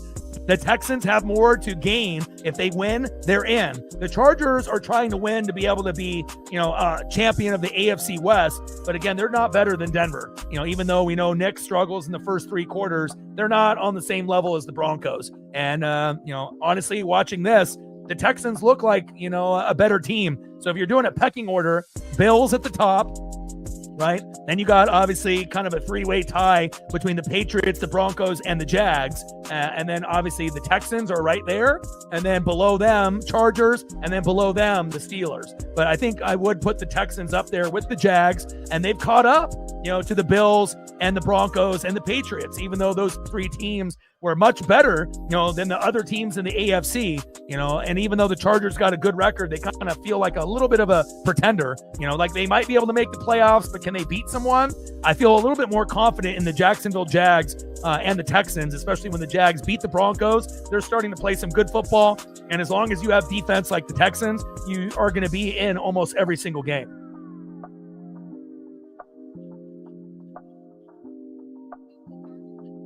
All right, we're at halftime, but it's going to be quick. Less than 12 minutes before we get back to the action. And this is going to be a much better game than the late game, which is going to be backup quarterback for the Packers.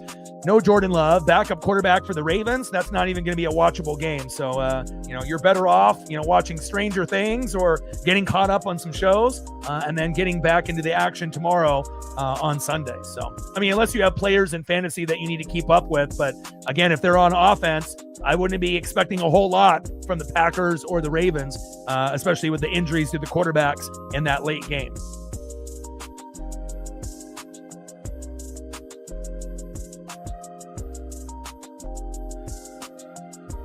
Yeah, they would need a lot to happen, because again, we know the Buffalo Bills are very good, right? The Patriots are the most well-rounded. The Broncos got the best defense. The Jags are playing very well-rounded football like the Patriots, and the Texans got an amazing defense and an offense that is starting to look, pretty well-rounded like the Patriots and the Jags. So, you just normally know what version of a teams are going to show up when we get to the playoffs, and it also depends on who's at home and who's on the road, but just based on getting to the back end of the season, it feels like 5 teams could go deep, right? The Bills, the Patriots, the Broncos, the Jags, and the Texans, based on how the Jags and Texans have been playing lately. The Chargers look like pretenders. Same thing with the Steelers. And then you got the Seahawks, Rams, and Eagles, the top dogs. The teams that you need to worry about, the Bears and the Niners. We're going to be doing that stream tomorrow to see, who's going to end up being the better team there. And then obviously as far as pretenders, are the Packers and probably the Buccaneers and the Panthers at this point. Those teams just don't have enough to be able to go on a run, so, not every, conference is going to be, complete. Once you start getting to that, fifth team, that sixth team, that seventh team, there definitely are going to be some weaknesses there, but, Texans are up 14-3 and they definitely look like the better team. They win and they're in, and they look like they're going to get the dub unless CJ Stroud keeps fumbling or throwing picks. And if they end up doing that, like at this point, it kind of feels like the Chargers are going to need a pick six, a fumble for a touchdown, a blocked punt, a blocked field goal. They're going to need something extra, to be able to get it done, because obviously Herbert doesn't have a whole lot of time there in the pocket. Yeah, well, we have to wait to be able to see what happens this week. So if you guys lose to the Seahawks and we beat the Dolphins, I don't know if they would push that into prime time, but that would be nice, if we could end up getting Bucks and Panthers, on one of the games on prime time, like on Sunday night. But we got to wait to see what happens, obviously at the end of this week, and then that'll determine a few opportunities, for like the Bucks and the Panthers to go on prime time, and whoever wins gets in. Anything that you want to be able to do photo-wise since we're here at halftime? Jolly? You want some Bryce Young? You want some Tet McMillan? You want Rico Dowdle? You want to go old school with like Cam Newton hitting the dab? You let me know what you want for a photo or two, and I got you. But entertaining first half. Started off with 2 long touchdowns by CJ Stroud, and then he hit a wall. Charger defense was bad on the first, 2 drives, giving up touchdowns on both, but then have settled in. And then the Charger offense, even off turnovers, they're just not able to get enough. Too much Danielle Hunter, too much Will Anderson Jr., and they got 3, but they just missed a field goal there right before half to make it 14-6, and that could end up being the difference in the game. Bama, Bryce. Good choice. I got you. Roll Tide.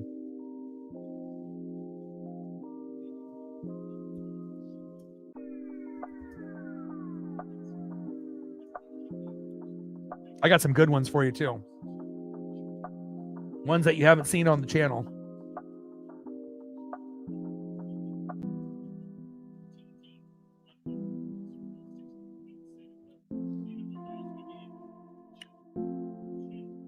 (14-3) Texans. Woo-hoo-hoo! Fire.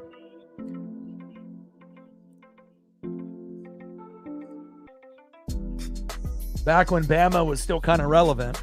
I mean, obviously they're still, in the college football playoff, but we will see if they can match up with Indiana or not.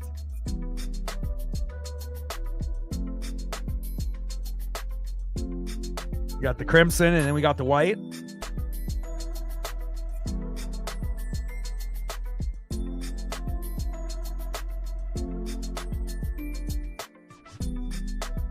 And I got to get them in shotgun set for you.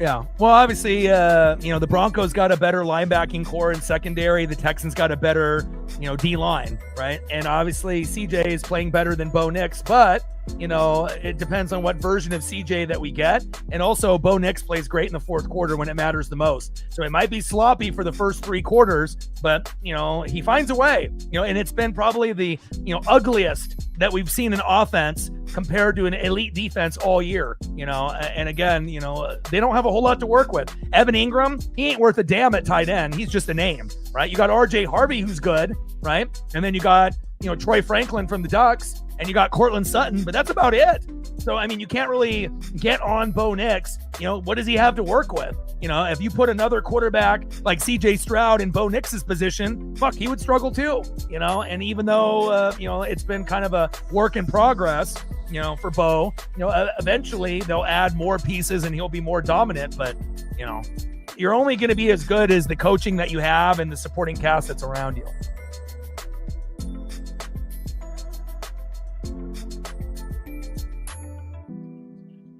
Yeah, I haven't seen any mock-up pictures of what the new stadium potentially could look like yet, though.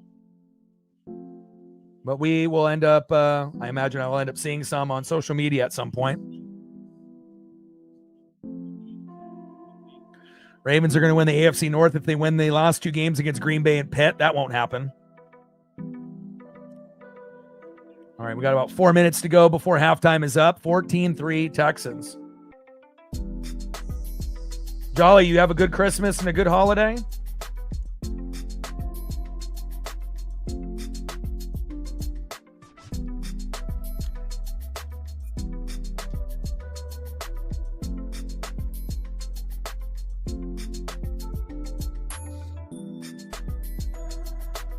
I think really the issue for the Texans, would be the Jaguars, the Patriots, and the Bills. If those guys are going, in a flow, especially Josh Allen and James Cook, it's hard to stop those guys on that side of the ball as well. Obviously with Trevor Lawrence, starting to kind of get in a nice rhythm with Liam Cohen, the new coach, who was the former OC of the Bucs. So he's starting to make a little bit of waves there. And the Patriots are very well-rounded with Drake May. They may not have a lot of big names other than Diggs, but Travion Henderson and Ramondre Stevenson have been good. Stephon Diggs has stepped up. Any team Stephon Diggs goes to, it takes that team to another level, and it has again, from the Vikings to the Bills and now the Patriots. And you got lower name guys that have stepped up tremendously, like Mac Hollins, guys that you wouldn't really expect. Kyle Williams, it's like guys, if they were on other teams, they're nobodies, but Drake May and Josh McDaniels have been able to get those guys enough touches to be impact players, at some point in the game. So it's going to be very interesting to see how it all plays out with the dynamic shift of offense, defense, and special teams, not only in the AFC, but the NFC. It was good. I got to spend some time with my dad and that side of the family. My dad got a new pup, so he's got 2 pups now, Lucas and Bear. So we were able to go in the backyard and walk around on some property, and ended up getting some Oregon Duck merchandise and some Buccaneer stuff, mostly Seattle Mariners stuff as well. My dad's a collector like me, so I wasn't really expecting a whole lot, but usually I end up getting more than expected, and it was great.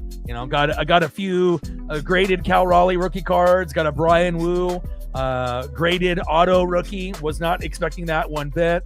Some singles, old school Cals, and then a Cal hoodie and a few other things. So anything, Buccaneers, Ducks, or Mariners from my teams, obviously is greatly appreciated. And, once in a blue moon, my dad might find something old school like Blazers. But again, the NBA isn't really the same as it was in the 80s and 90s. So usually it's going to be baseball and football stuff for me. So, yeah, they're having a hard time, going against the Spurs lately, huh? But we will find out how that all plays out in the playoffs. They still got to be, the top favored team in the NBA.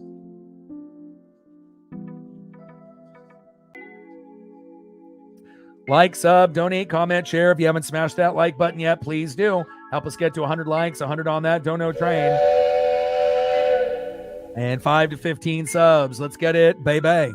14-3 Texans, and we're down to a minute to go. Chargers are going to receive the second half, and they desperately need to score a touchdown or a field goal to get back into this.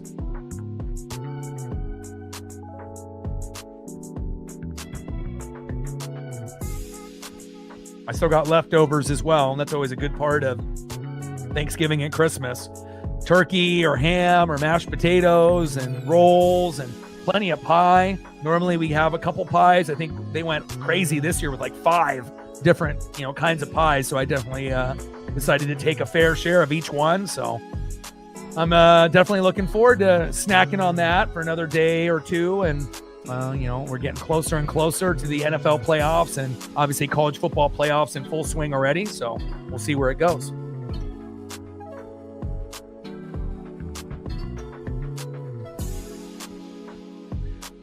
Yeah, a lot of people not on board, huh, Chief? All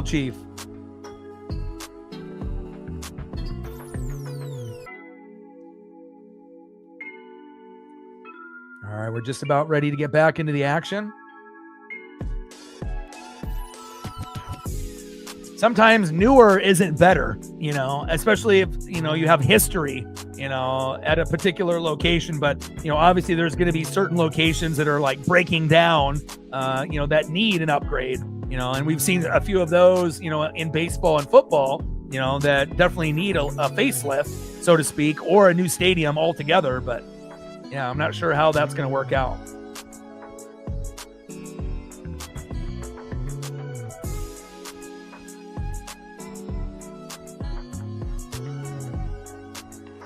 Oh, for sure.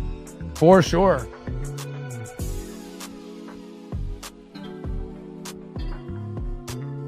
And sometimes, like the new look of stadiums where they try to do all the fancy stuff, sometimes it's nice to have like a new look, but it also depends on the design, and just like with uniforms, right? Sometimes the stuff that we see in the 80s and 90s that's more simple, based on the colors and the font, is better than some of the stuff that we see now, like jersey wise, on the athletes.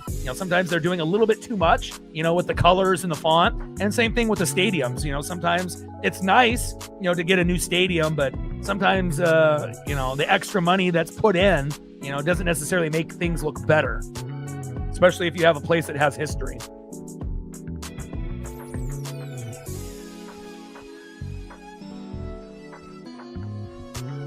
Amir Fairbairn kicked 65 yards, and that's going to be a touchback. Herbert, shotgun set, and decides to scramble himself, and they're going to need him to really do that in the second half if they have any chance of winning. And running an RPO and getting some yards. Nice 7-yard run there by Herbert. 2nd down and 3 at the Charger 42.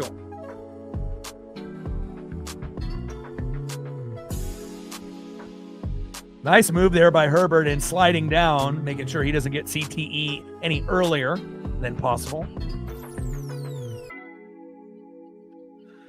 Chiefs in a dome would be just a fucking shame, though. I mean, with a team like that, they need to be outside in the elements with the snow and the rain. Having a dome for the Chiefs and turning them into the Lions, I don't like that at all. Certain teams need to be outside. Again, if we're talking about domes, you should have that for every baseball team for the most part. But, for football, they need to be out there in the elements. It's like you get the baseball, stadiums that, are outside in places where it needs to be covered up with rain and snow. And then you get football teams that need to be more in the elements that are covered. And I get it, makes it warmer, and you can do other events there. But, Amari and Hampton up the middle, and that's going to be a loss of 1. Will Anderson Jr. says not today. He's got a half sack and 2 tackles for loss already. 3rd down and 4, shotgun set. Herbert going to Aronde Gadsden, his tight end, and complete. Bullock with the coverage, and that's going to be 4th down and 4 at the Charger 41. So the Chiefs want to be able to hold more Taylor Swift concerts after Kelsey retires, rather than playing in the elements and getting the fans, more of a football experience. Seems like they're selling out a little bit. Hopefully the window isn't closing for the Chiefs either, because obviously that'll affect a lot of things as well. For being as good as you guys were for the last 10 to 12 years, hopefully this isn't the first year of a downward trend for them. J.K. Scott with the punt, 44 yards, and fair caught by Jalen Noel. That's going to be 1st down and 10 at the Houston 15. Yeah, elements are, especially if you're able to play in that cold weather, right?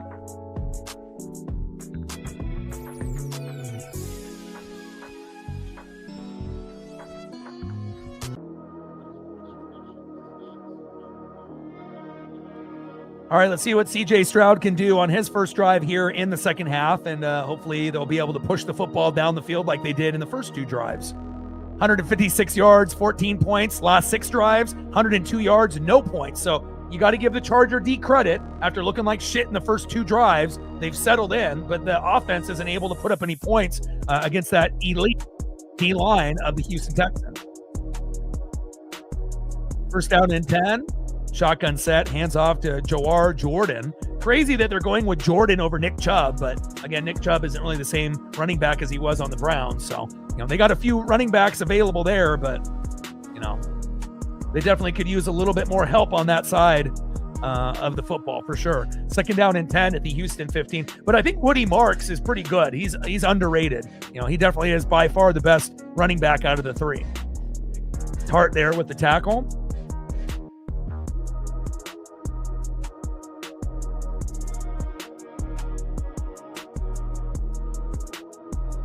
Wow, really? Is it getting to that point? Wow.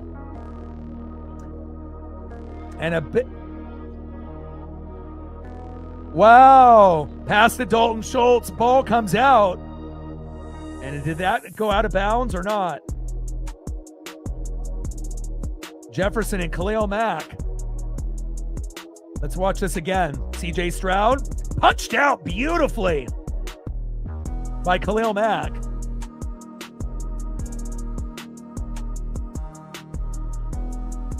And that's out of bounds. Wow, so close. What a beautiful punch out. That looked like Charles Peanut Tillman, formerly of the Bears. And again, Khalil Mack, like a Mack truck, running over his opponent, but they weren't able to hop on that inbounds. Jefferson hopped on it, but after it hit out of bounds. Third down and 4. CJ Stroud almost picked off by the Chargers. And nice job by the former Oregon Duck, Troy Dye, almost with the pick. And they're definitely reading the eyes of CJ Stroud. And again, they've been able to kind of jump routes after those first 2 touchdowns. And CJ is not able to get anything here lately. It's kind of like Bo Nix, except Bo usually starts slow and then does great in the fourth quarter. CJ great early, but now struggling a little bit in the third quarter. 22-50. Let's get there, baby. Tommy Townsend, the former Chief, punts 55 yards. Ladd McConkey with a 6-yard return. First down and 10 at the Charger 30.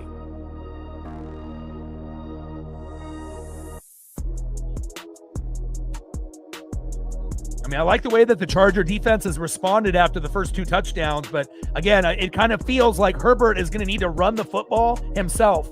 You're only getting so much out of Amori and Hampton. You don't have time for the routes to develop for Keenan Allen or Ladd McConkey or Gadsden down the field, so you may have to run like RPOs, and we don't want Herbert to get hurt, but again, kind of bouncing it to the outside and running some RPOs and trying to get a few, rushing plays of 8 to 15 yards. It kind of feels like if the Chargers are going to get back into this, besides their defense getting picks or fumbles, you're going to need Herbert to use his legs. And again, especially with a great defense on the D line, you're not really getting a whole lot in the running game, and you're getting sacked, on the edges. So, it definitely is a nightmare for a quarterback, and Herbert definitely is feeling it at this point. So how far away, Chief will Chief, is the current stadium where it sits now and where the new one is going to be? Like, is it going to be like hundreds of miles away in a whole nother location, right? Like, where is the old one compared to the new one that they are potentially building? I can understand, one thing to blow up a stadium and then, to have a new one, but to actually move the city of where they play to somewhere else, yeah, a lot of people are not going to be, happy about that. So.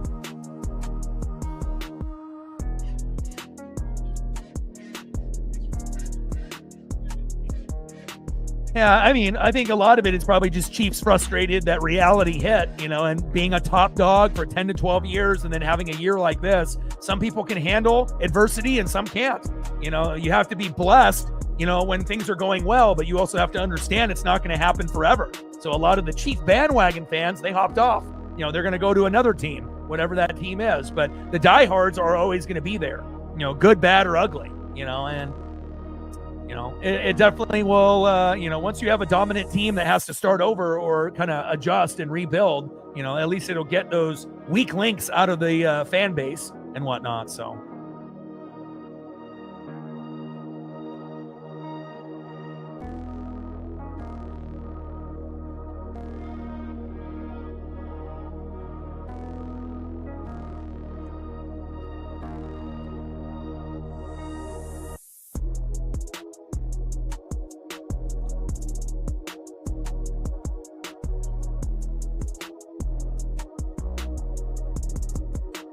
Some people watch football, some people do not watch football, and it's very clear. You might be able to talk crazy on other channels, but we don't need to make people dumber here. 45-minute drive. That's not too bad. And Herbert on the shotgun set. It's 12 noon. You know what time it is? Time for a sack lunch. Yum, yum, yum, yum, yum. The former Philadelphia Eagle, Derek Barnett, the defensive end, another guy that can get sack lunches for the Texans. And now that's going to be second down and 15 at the Charger 25. I mean, there is no defensive line better than the Texans, and I'm jealous. I wish I had that in Tampa. I haven't had a good pass rusher since Simeon Rice, and that was 20, 25 years ago.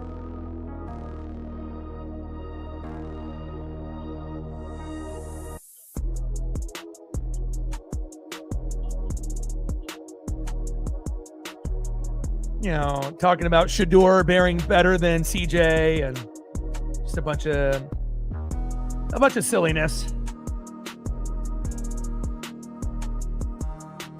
Shotgun set. Herbert. You know what it is. It's 12 noon. You know what time it is.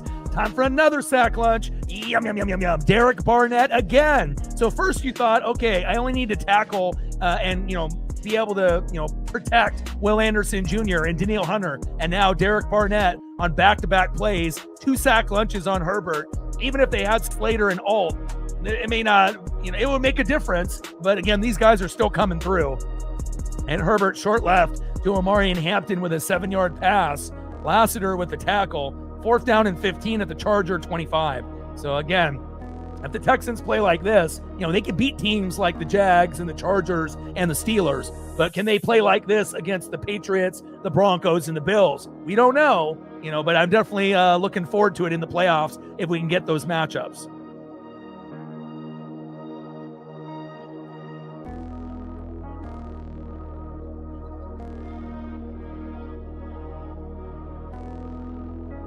And again, normally, with an 11-win team with no offensive line, you're like, how did they get to 11 wins without Slater and Alt? Herbert obviously is able to bounce off guys and able to, score points, usually on other teams, but he hasn't matched up against a team with a D-line like this all season. J.K. Scott with the punt, 22 yards. And that one goes out of bounds. First down and 10 at the Charger 47.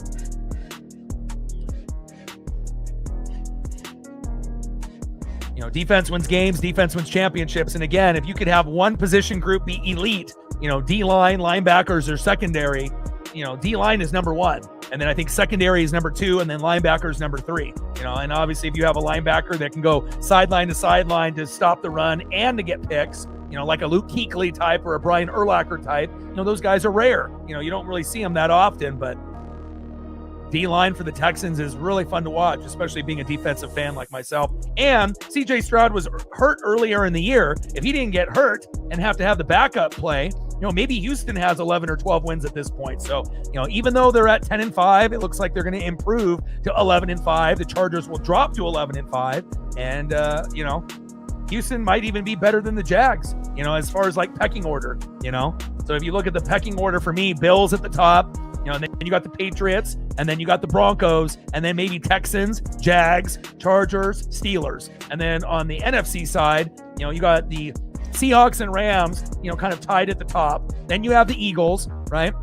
And then after that, you got the Niners and the Bears, where you don't really know what version is going to show up, but they're getting hot, kind of like the Texans and Chargers. You don't want to play, the Niners or Bears, because if you're the Seahawks, Rams, and Eagles, and you start slow, and then all of a sudden the Bears or Niners get hot, you could lose, right? And then obviously we know at the bottom, is, potentially the Packers, who seem kind of like the Chargers, pretenders, and then either the Bucks or the Panthers are kind of like the Steelers. We're in the two worst divisions in football, AFC North and NFC South, but someone has got to come out, and make the playoffs. And, honestly, the Panthers might have the best shot to win a playoff game over the Steelers or Bucks, the three teams kind of at the bottom. So, but if you can get into the playoffs, it all depends on how you feel. You want draft picks, or do you want to be able to try to get to the playoffs? And, I definitely want to try to beat the Dolphins. We'll see if the Seahawks beat the Panthers for jolly, and then it'll come down to the last week of the season between the Bucks and the Panthers for a chance to get in. And I want that drama, and I know I've been, disappointed, especially being a defensive fan and not really seeing defense played all year for my team. But, I would like one last crack at it to see if we can make it. And then if we end up losing and the Panthers end up beating us twice in 3 weeks, then obviously they deserve to get in. And, honestly, I'll be rooting for them to, try to play as well as they can if they end up taking the spot from us. Woody Marks up the middle with a 4-yard run. 2nd down and 6 at the Charger 43.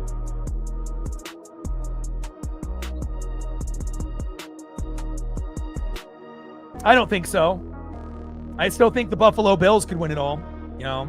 Again, with the Patriots and the Broncos, you don't really know, how good they're going to play. And then you got the Texans and Jags, but, you got the Rams, you got the Seahawks, you got the Eagles, you got, Bears, Niners. But if it ends up being the Bills could beat any of those teams. You just don't really know if the Broncos and Patriots could. Maybe they could beat half of those teams, but it still kind of feels like to me, and I know Josh has got a little issue with his body, but we'll see. Nice 23-yard pass by C.J. Stroud and Nico Collins. 1st down, Texans. But I don't know if I would say 5 would be favored against any AFC team. Maybe Rams, Seahawks, and Eagles as far as those teams, but I don't think that the Niners or Bears, if they made it, they would be favored over the Bills or the Patriots or the Broncos. So if you look at it that way. So maybe 3 teams, that are, good on one side, and then you got, about 5 on the AFC, but 3 primarily. But we will see, You never really know how it all play out. Hand off to Noel there, but we got offensive holding, I believe, on Nico Collins. Yep, and that's going to be offensive holding. That's bring it back, 10-yard penalty. 1st down and 18 at the Charger 28.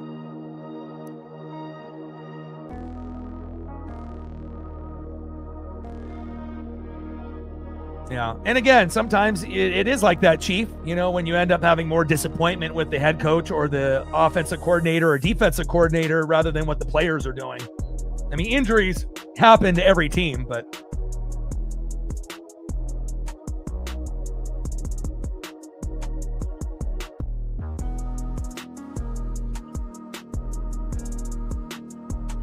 Woody Marks off that right tackle, and that's going to be a loss of a yard. 2nd down and 19 at the Charger 29.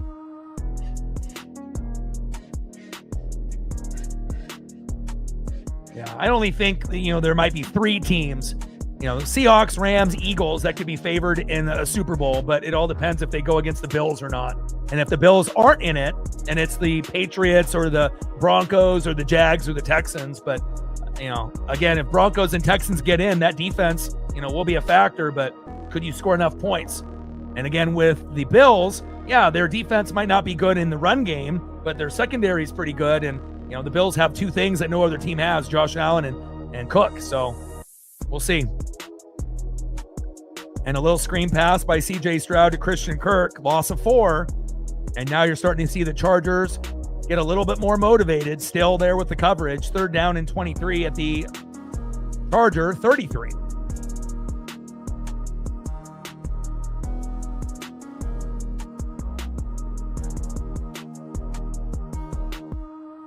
Shotgun set, C.J. Stroud, short right to Xavier Hutchinson, 10-yard pass, and that's going to be 4th down and 13 at the Charger 23.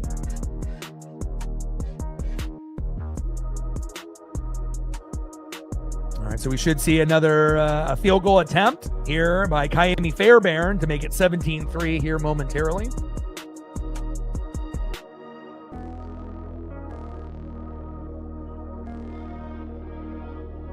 Kick is up. And it is good. Kaimi Fairbairn there with the 41-yarder, 17-3 Texans.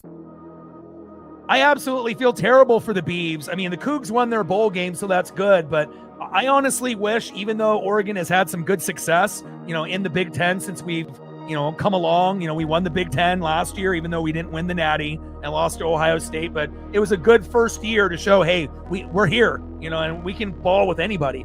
And then this year, we saw Indiana beat Ohio State. And again, we're still, one of those teams, top four between Ohio State, Indiana, Oregon, and Georgia that probably are going to go all the way. And 3 of those teams are in the Big Ten. 1 is in the SEC. So at this point, I wish the Pac-12 was still going, because I feel like if you look at top to bottom, it was one of the most competitive, conferences ever, because you could have a bottom team like Cal or Stanford beat, a team at the top like USC or Oregon. And I like the parity in that Pac-12, but they got too greedy about the money. And then obviously, it's all about money, right? And then now Oregon, Washington, USC, and UCLA got plucked to go to the Big Ten. And now the Big Ten has almost 20 teams. And obviously it makes the Big Ten a powerhouse now, based on what you've seen with Washington recently and Oregon. And then obviously Penn State and Michigan, have been reeling a little bit, but Michigan just hired a brand new coach, Utah's old coach. So obviously that will be good for them, and Michigan will be a powerhouse again. But again, Indiana, was pretty good last year, but they made a big jump. So again, the Big Ten is going to be the king of college football.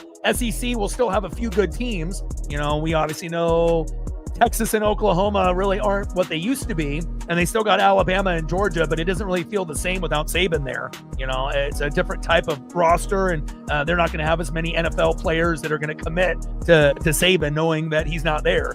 They can, if they have a choice between Bama or Georgia, they're going to go with Kirby Smart unless they have some kind of tie to Bama. Or if they have a choice between Bama and Ohio State, they're probably going to go to the Buckeyes, unless they're too far down the depth chart where they can start for like Alabama and they would be like third string for the Buckeyes. Then I get it, and obviously there's no loyalty with the players or the coaches and with the NIL, but I desperately miss the conferences being kind of laid out the way that they were, instead of trying to make like 2 power conferences and then everyone else has no chance. And that's essentially what they're trying to do. They're trying to make it the Big Ten and the SEC. And if you're in the ACC, the Big 12, or the Pac-12, you're just fucked. And you have no chance of being successful whatsoever, and that kind of stinks for college football. So, but, I feel for them, and a lot of Duck fans, hate the Huskies. They hate the Beavers. They hate the Cougs, but I'm a little bit different. I like, rooting for Pacific Northwest teams to do well.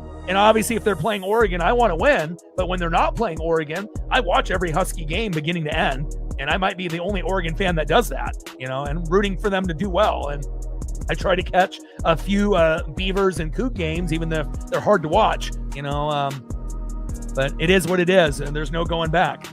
Kaimi Fairbairn kicked 63 yards, and Jarrett Patterson with a nice 34-yard return. First down and 10 at the Charger 36.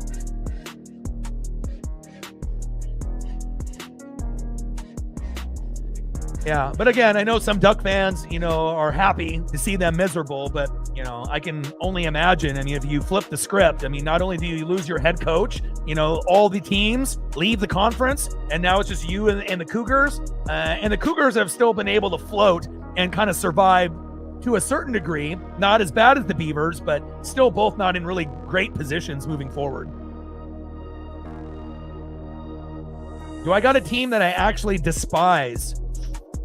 When I was younger, I fucking hated the Beavers and hated the Huskies and Cougs, and it was just about the Ducks. But I think as you mature, and you get a little bit older, you appreciate greatness in football, as Herbert gets tripped up with a short gain of 3 yards, 2nd down and 7 at the Charger 39. And I used to have a real big hate towards the Saints and the Falcons and the Panthers when I was younger, but again, I appreciate, the teams that are within the division a hell of a lot more. I appreciate greatness, and I don't know.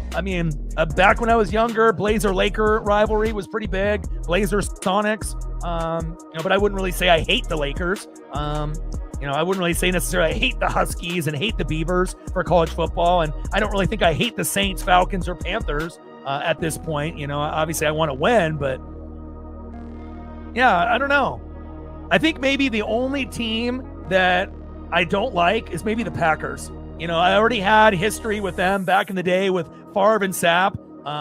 Some of the fan base is okay, but some of the fan base is kind of annoying and whatnot. And, I would say probably if I had to choose one team in sports that I don't like, I would probably say Green Bay.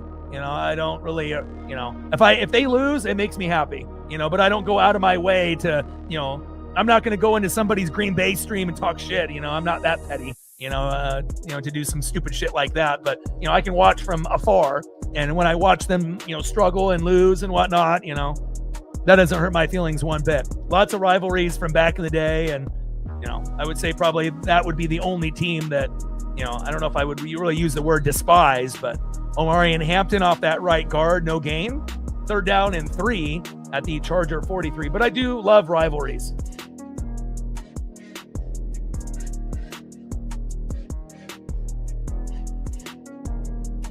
Shotgun set. Herbert going short middle to Keenan Allen. Nice 17-yard pass. 1st down, Chargers. Move the chains.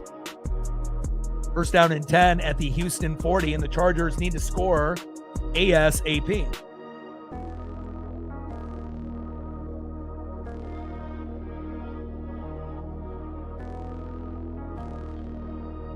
I mean, sometimes when you end up having these rivalries or things that you don't like, sometimes it's players on that particular team, sometimes it's fans, and a combination of both, and the interactions that you may have had, when you're younger and when you're older. So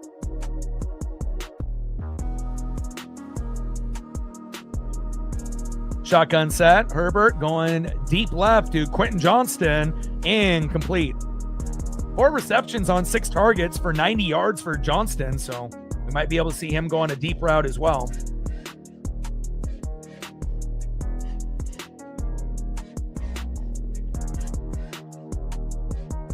Yeah, but I guess if I had to put 2 teams in that bracket, maybe Packers 1, Lakers 2, even though, I appreciate greatness like Luka and LeBron and whatnot, but, being a Blazer fan, you have that rivalry. And even though the Packers aren't in the same division with the Buccaneers, we've played them many, many times over the years. And yeah, it is what it is. And then after that, probably the Saints, after that. And Herbert fumbles, but is able to land on it and recovers. That Texan defense is ferocious, giving Herbert headaches all day and all night. 3rd down and 14 at the Houston 44. But I don't mind the Panthers. And Falcons don't really bother me either. So I guess those, if I had to go with 3 teams, I guess that's where I would go. Packers, Saints, Lakers. But I still can appreciate the greatness on some of those teams as well, though. Herbert, shotgun set, and he decides to run up the middle, just like I said at halftime. Nice 28-yard run. If the Chargers are going to get back in this game, what did I say? He's going to need to run the football, and there he is. Smart decision, running away from the D-line and getting a big 1st down and some. Nice job, Herbert. And Herbert's not a selfish guy. He doesn't really want to run the football, but sometimes when the running game is non-existent and you don't have time to go through your progressions, sometimes you got to take the game into your own hands and just fucking tuck and run. Nice job by Herbert. 1st down and 10 at the Houston 16. Keep it up. Herbert. If Herbert can get to 50 to 75 yards rushing total, that could be the difference between them coming back or not.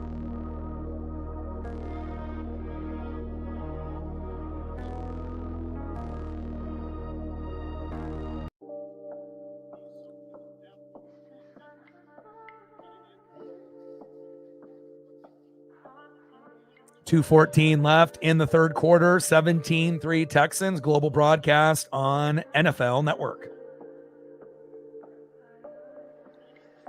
And Derek Stingley Jr. down on one knee.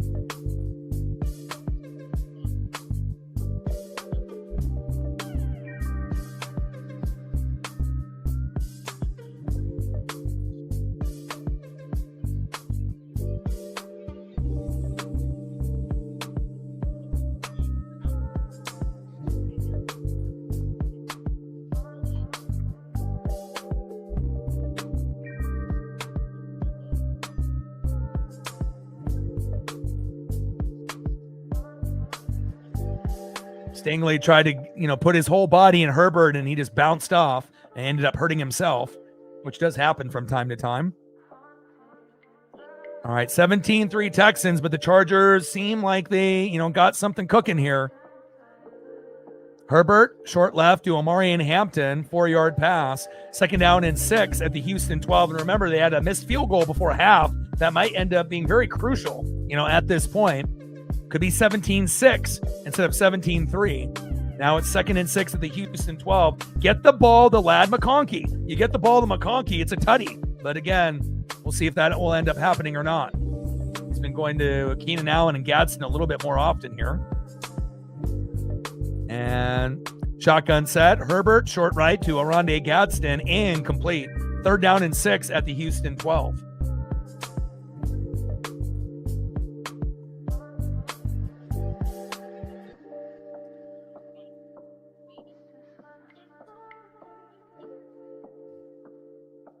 Almost picked off there. Mike in the building. What's good, brother? How are you?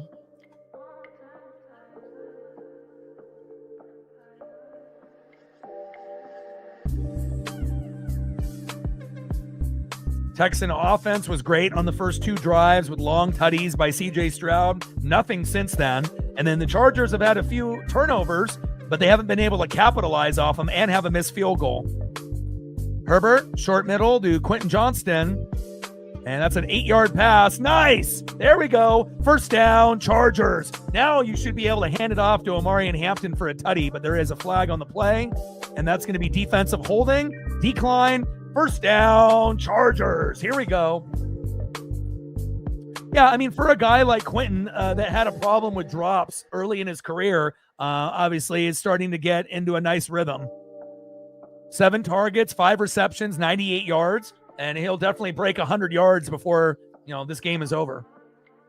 And it's nice to be able to see a guy that struggled, with catching the ball and then hit the jug machine and worked really hard and now has a pretty good rapport with Herb. My boy, J. Herb. Omari and Hampton, 3-yard run. And again, they should be able to do a QB sneak here with Herbert or give it to Omari and Hampton again, and it should be 17-10 here in just a moment. 2nd and goal at the Houston 1. Give it to Hampton again or QB sneak with Herbert.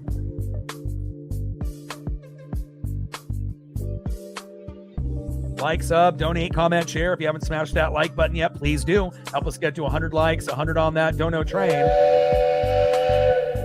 And 5 to 15 subs. Let's get it, baby. Late game is going to be the Packers and Ravens with backup quarterbacks playing. Not even worth watching. Herbert, short right to Oronde Gadsden. Touchdown, Bolts. There we go, Chargers.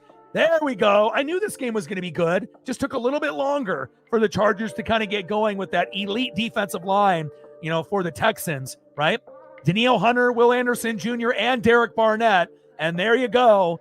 Nice job by the Bolts and Justin Herbert. 17-9 Chargers. And imagine if Dicker, the kicker, doesn't miss that field goal before half, that could be 17-13. And I do think that might end up being the difference in the game. That missed field goal will probably be the reason why the Chargers lose, unless, the Texans just implode with turnovers in the 4th quarter. But here we go.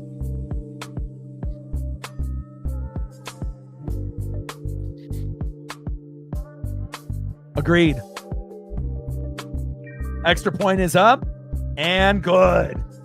Dicker, the kicker, 17-10 Texans. And again, this is going to be a lot better of a game, even though we're not in like the 20s or 30s yet, compared to the next game. Now, obviously, if Jordan Love and Lamar are playing, then, that would be a game that could have some kind of potential. But, it's not like the Packers have really been playing good ball lately, and the injuries are starting to catch up with them. And the Ravens haven't been coached up well. They haven't been, play calling very well. And then on top of that, you got all the injuries with Lamar and everyone else. So, normally we see these two teams being a little bit better at this point of the year. But again, each year is a new year for, teams to go from worst to first, like the Bears, and also teams that normally are at the top or in second place, like the Ravens or Packers, to be a little bit worse than the previous year.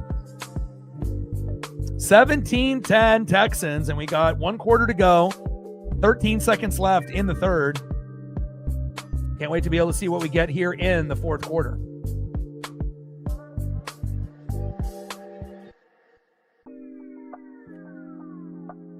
Like, sub, donate, comment, share. If you haven't smashed that like button yet, please do. Help us get to 100 likes, 100 on that dono train, and 5 to 15 subs. Let's get it, baby. And then tomorrow's stream will be Sunday Night Football between the Bears and Niners. And I've been talking about the Bears and Niners for like a month. And, I definitely was pleasantly surprised to see that they were going to be playing, and not just in the like a regular game in the morning, Sunday Night Football. So it gives you a really good chance. At this point in the season, you want to watch the Jags and the Texans, because those are the teams that could beat the Bills, the Patriots, and the Broncos. You want to see that second tier, and how good they're playing. And the same thing goes. Seahawks, Rams, Eagles are at the top, but you want to see how the Niners and Bears play. And again, if those guys get hot and healthy at the right time, Bears, Niners, Jags, Texans, they could end up beating the top 3 teams in their divisions, depending on how slow they start, and, the defenses come alive and they're able to run the football. So, sometimes it's not about the top 3 teams in each conference, in each division. Sometimes it's going to be the 2 teams below the top 3, because those are the ones that you really need to worry about. And you don't really necessarily need to worry about team number 7 on both sides, which would be the Steelers and the Panthers, or the Steelers and Bucks. They're not going to do anything. We know that. But again, as far as the others, we will see. Otto in the building. What's good? Let's get it, baby. 17-10 Texans. We're going into the fourth quarter here momentarily. Let's get it.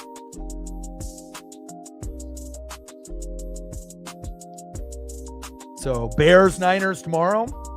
Sunday Night Football on the stream. Very excited about that. And then we're going to be doing the Rams and the Falcons on Monday night.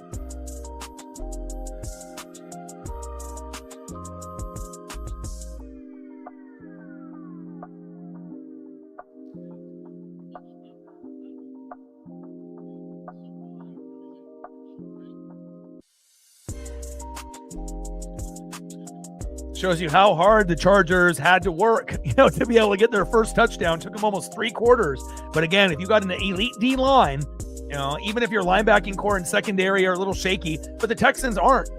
They're pretty solid all the way through. I would say maybe the linebacking core is the weakest link. I think D line is number 1, secondary is 2, and then linebackers is 3. But even their linebackers can make plays here and there. So. Defense wins games, defense wins championships, and you want to have good balance in football, especially getting into January and the end of December.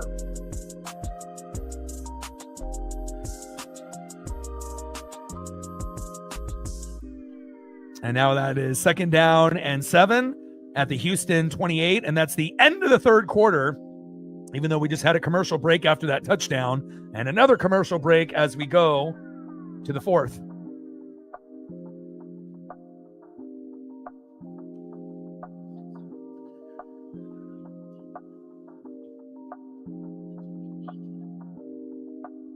And a 3-yard run by Jordan, and that takes the clock to the fourth quarter, 17-10 Houston. And again, Houston wins, and they're in. So you would assume, at some point that they're going to get the job done. But first quarter, dominated by Houston. And then the second and third quarter, Chargers started to get a little bit more momentum. And now the fourth quarter, this is where it is. Is Houston going to be able to find a way to get enough scoring, even if it's only field goals to win? And again, we'll see what defense will end up imposing their will on their opposing quarterback. Let's go, baby.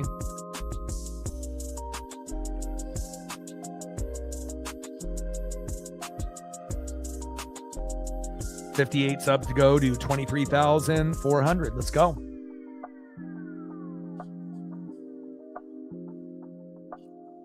Leftover wings. That's always good. I got leftover Christmas food that I'm still eating. I got ham. I got turkey. I got potatoes. I got rolls. I got 5 different pies. I think actually 4 now because I ate the cherry. Haven't had a cherry pie in like 5 years, and that was delicious. So, definitely will exercise and, take Paisley on a few more walks. We've already went on 2 today. And again, Definitely enjoying Stranger Things and all the new TV that has recently come out. Pluribus, anything that floats your boat. There's a lot of TV to catch up on. Fallout on Prime. So again, instead of watching a terrible game between the Ravens and the Packers, you dive into some of your streaming apps, and I imagine there'll be a few shows that you can get caught up on. The only problem about leftover wings is they don't taste the same, necessarily. I mean, I guess it depends on where you got them from, if it's like Costco or, Buffalo Wild Wings, but it's still good. But, it's kind of like pizza and like pad thai. Those are great after leftovers, cold or hot. But when you end up having fries or burgers or, wings or other, types of food, obviously the quality goes down a little bit. So.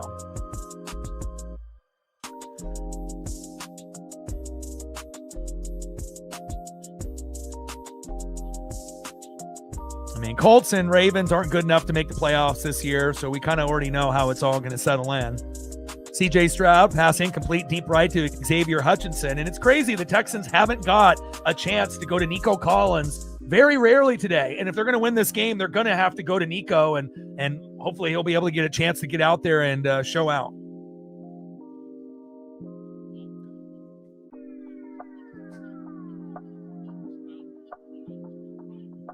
Yeah, really any type of chicken for that matter. Wings, thighs, wings, from, like a box store or even a Buffalo Wild Wings, But it kind of just depends, on if you got sauces to go as well. So 3rd down and 7 at the Houston 28.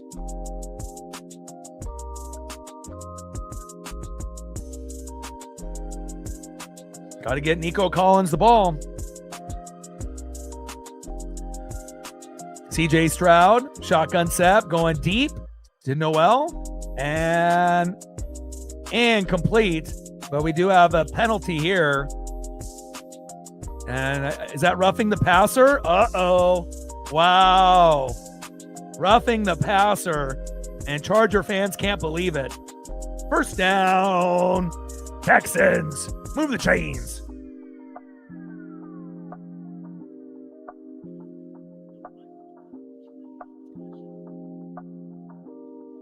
Free food is only good if it's good. Free food and if it being shitty, that doesn't necessarily make it taste better. See, that might be the one example where you actually get those cheap rotisserie chickens, from like Safeway or Costco. You can have that the next day and it still tastes good. So that might be the exception.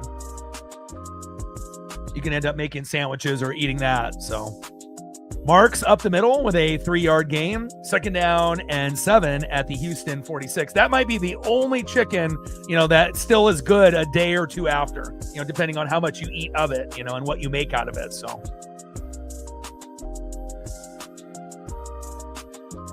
10 carries for only 45 yards for Woody Marks. So obviously the Chargers D-line has done a pretty good job containing him. 2nd down and 7. C.J. Stroud going short right to Dalton Schultz. And that is no gain. Still with the tackle. 3rd down and 7 at the Houston 46.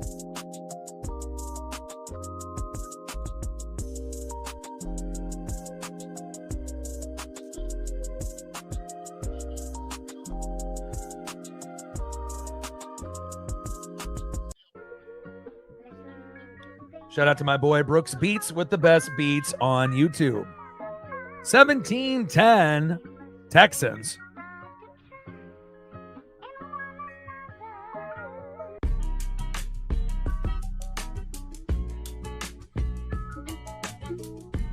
Crowd getting extra loud here. Shotgun set. CJ going deep to Nico Collins, and that's only his 3rd target of the game and complete. Good defense there by the Chargers. 4th down and 7 at the Houston 46, and that'll be a punt for Houston. So as great as Houston was on those first 2 drives, and it was kind of like uppercuts on the defense, it kind of stunned them early. CJ hasn't done shit since the 1st quarter, really, right? They've only added on a field goal by Kaimi Fairbairn since then. So, and obviously the Chargers looked terrible on defense in those first 2 drives, but have been very good since. So now it's just about executing here and trying to tie the game up.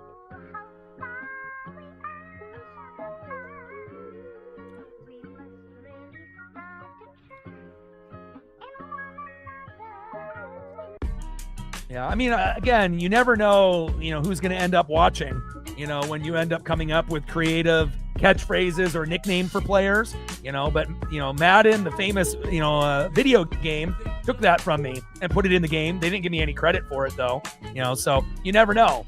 We've had Peter Schrager steal my material, with Uncle Mo and, talk about it on TV, and whatnot. So, even though, you may not be a super famous streamer, that doesn't mean that a lot of these big networks and famous people, don't end up going with their teams and watching, certain individuals on YouTube and, stealing material, because again, a lot of them aren't very creative. They just read off a teleprompter and they're lazy. They're not willing to put in the work and whatnot. So, it's flattering when people steal your material, but it kind of is a little upsetting as well, but it is what it is. It's not like I have anything trademarked. Neither does any really streamer out there that comes up with, custom nicknames and catchphrases for sports and whatnot. But typically, when you hear certain things, it comes from somewhere. And then other streamers steal it, and then obviously people on TV steal it. And apparently even video games like to steal certain content as well. So, but at least I know I got something that I created that,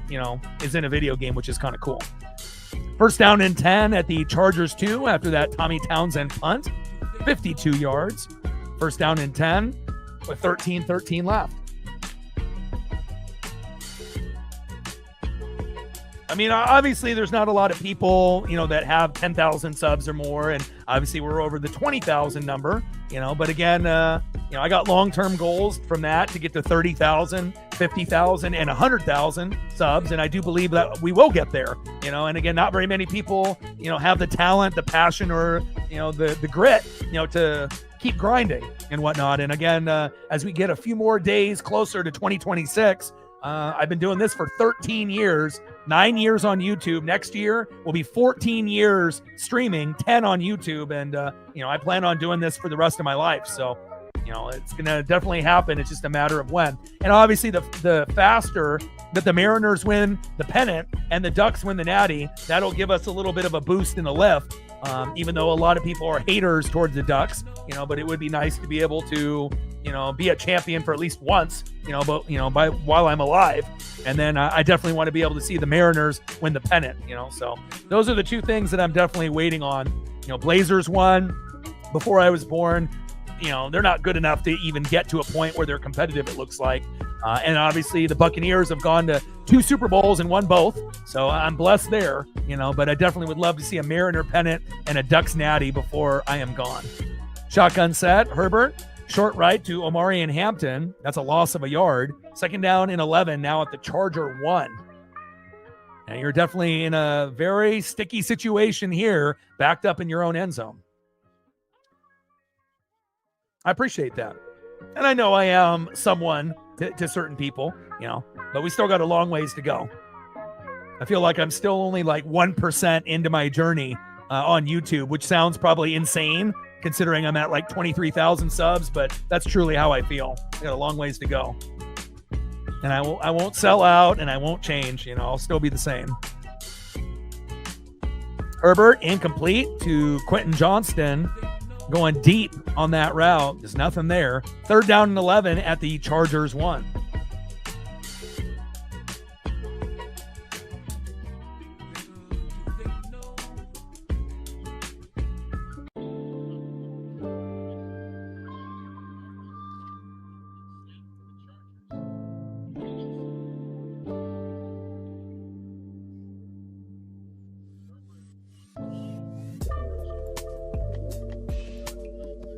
12:29 left in the fourth quarter. 17-10 Texans. And obviously a masterclass punt by Tommy Townsend backing up, Herbert into his own end zone. They just got to hope that they don't get a safety or they don't end up, throwing a pick six or a fumble for a touchdown here. I mean, at this point, you just got to throw deep and, if it gets picked off, it's a punt, but you got to just try to get out of this end zone. But we'll see if they can complete it here. Shotgun set. Herbert Short left at Will Dissly, the former tight end of the Seahawks. Wow, 18 yards, first down, Chargers. And finally, Herbert, getting a little luck there, went with a little screen and got just enough there by Will Dissly. Wow.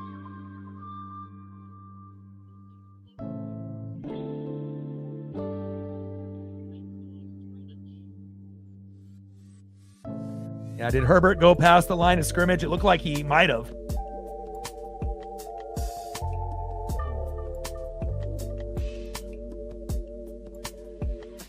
Okay. So they were talking about, did he go past the line of scrimmage? And he did not. It was close, though.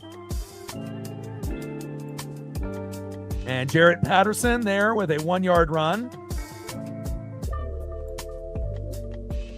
Second down and 9 at the Chargers 20. It's always good when you can find those memories, of wearing, old school gear, even when you're younger.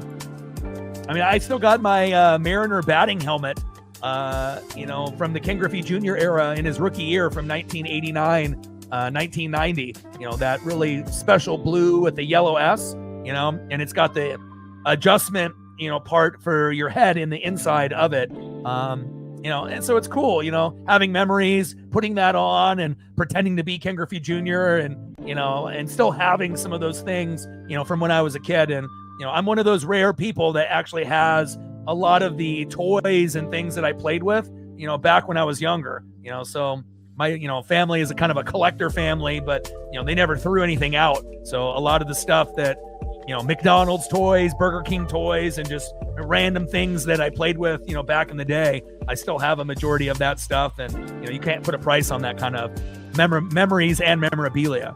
1-yard pass to Omari and Hampton, and that's going to be 4th down and 8, the Charger 21. So they were able to get out of the end zone, but they weren't able to keep pushing the football down the field. And now this is going to turn into a Charger punt.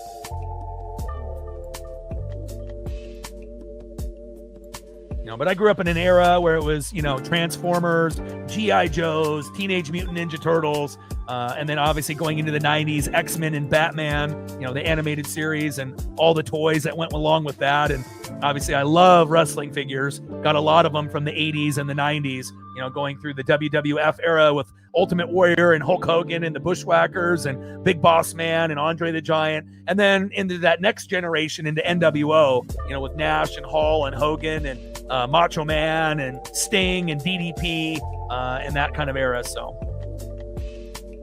J.K. Scott with the punt, 34 yards. First down and 10 at the Houston 45. It's at Beyblades, old school. And I'm a big fan of, Hot Wheels, but I like micro machines, things that, were around for a little bit. Hogs and slammers. I still have my original slammers. I got an O.J. Simpson slammer that actually shows him behind bars, and then you flip it over and it's got the car chase. And that was one of the most coveted slammers back in the day. And I got an 8-ball slammer, like a cheaper one that was like 10 or 20 bucks that I actually used and won a lot. I still have them to this day. And then the rarest one that I have a $100 Michael Jordan slammer. That's like a hard plastic with an image of him, dunking the ball like Nike. And it's got like a holographic back. It's still in the plastic with the staple in it. I mean, how many kids would be, smart enough to actually have a slammer and not open it, to have potential value down the road? And, I guess I had the patience when others didn't. And it's kind of cool to reminisce, about your childhood, because back then that was when I was like, 12, 13 years old, and I'm 43. So to be able to have those things and things that I didn't even open, knowing that it would be worth more money down the road, I guess I was a hustler even at a young age. First down and 10 at the Houston 45. And the only way the Chargers are going to end up winning this game is they have to prevent the Texans from scoring a touchdown. If they can hold the 3, that would be second best scenario, but best case, obviously, is getting a turnover. And that might be the only thing that will save them at this point. So. And I also remember those like 3D holographic slammers that had like skulls and other like different images. I used to have a really cool one of those back in the day, but it's somewhere, who knows, it's somewhere, but I haven't been able to locate it. But I remember those were pretty cool. They were like gold and they had like a green front, and it was like a holographic image where you would twist it left and right and it would like move. And again, if I was, going to buy an old school slammer, it definitely would be one of those. I just love memories from the 80s and 90s. Again, it brings you back to a simpler time, than what we're at now. And they're worth a lot of money. A lot of toys from the 80s and 90s are worth a lot of money compared to toys that are, in the 2000s and up. Woody Marks up the middle with a nice 9-yard run. 2nd down and 1 at the Chargers 46.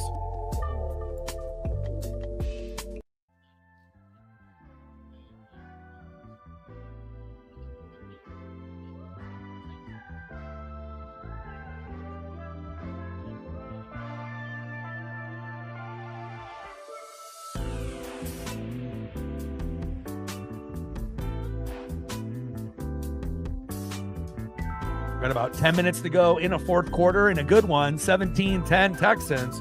But again, this is going to be kind of crunch time where, you desperately need a turnover if you're the Chargers, if you want to get back into this, because any type of score, even a field goal, may be just enough for the Texans to win this.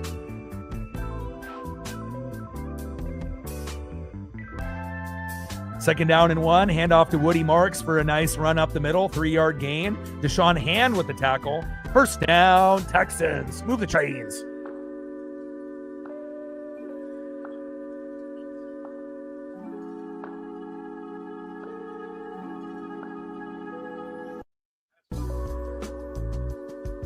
Shout out to my boy Brooks Beats with the best beats on YouTube. Let's go.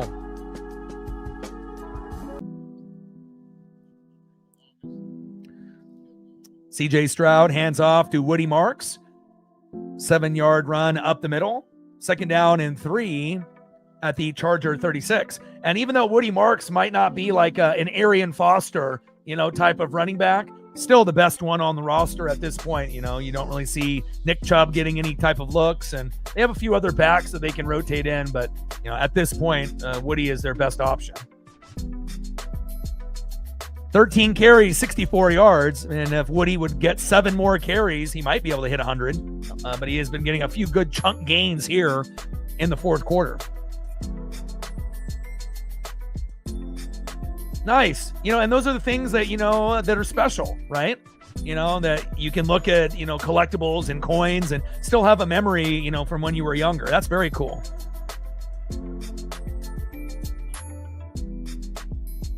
And flags come out. And Marks with a 1-yard gain. And Deshaun Hand there with the defensive offsides. And that's going to be first down and 10 at the Charger 31.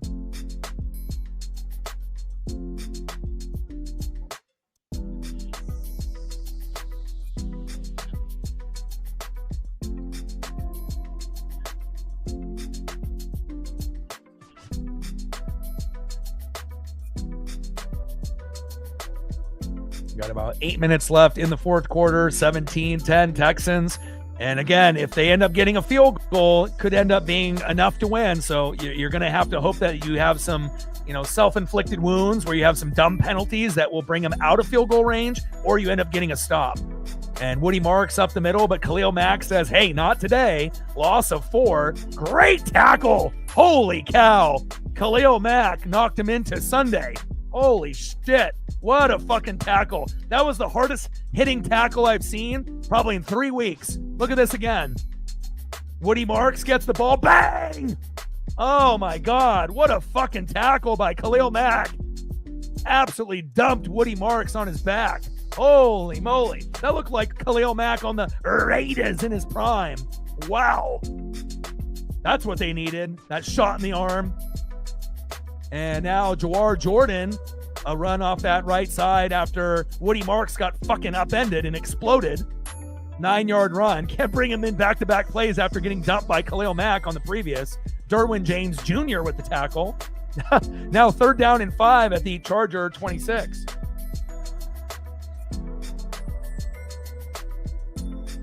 Do you still collect any type of coins? Or is that just something that you did when you were a kid? Do you have anything that's worth any money at this point? And timeout, Houston. 6:37 left in the fourth quarter. And again, this is the play of the game. 3rd down and 5. Houston up by 7. You know, again, you need to be able to get a sack on CJ Stroud or a pick or a fumble. You need to be able to try to get them out of field goal range if possible. And again, you can't let them get a 1st down and score a touchdown. If the Texans score a touchdown, game over. Hell, if the Texans get a field goal, it's probably game over. So, you know, the Chargers are going to need a lot here.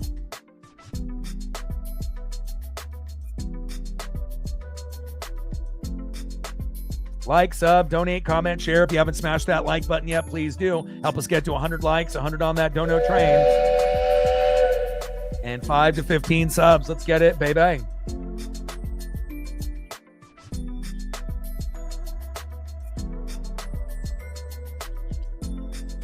You didn't as a kid, but you do now. So obviously that's good that you end up having that old school, piece of equipment back from that time period until now. Shotgun set, CJ Stroud, incomplete to Jalen Noel there. 4th down and 5 at the Charger 26. And it looks like the field goal unit, you would assume, but Kaimi Fairbairn will be coming out.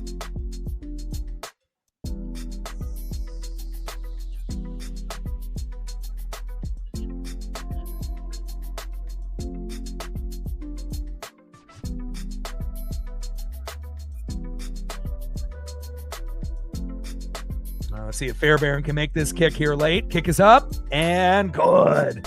20-10, Texans up.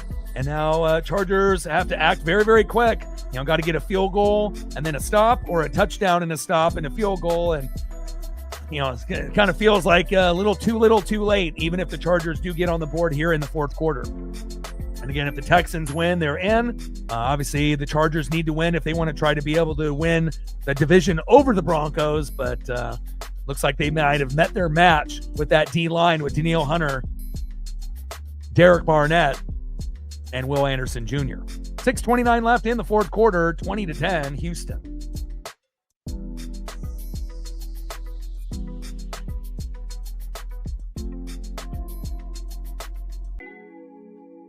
Like, sub, donate, comment, share. If you haven't smashed that like button yet, please do. Help us get to 100 likes, 100 on that dono train. And 5 to 15 subs.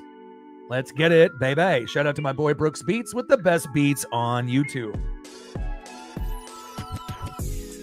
Kaimi Fairbairn, 44-yard field goal is good. And they're up by 10, feeling pretty comfortable here as we get into the back end of this 4th quarter.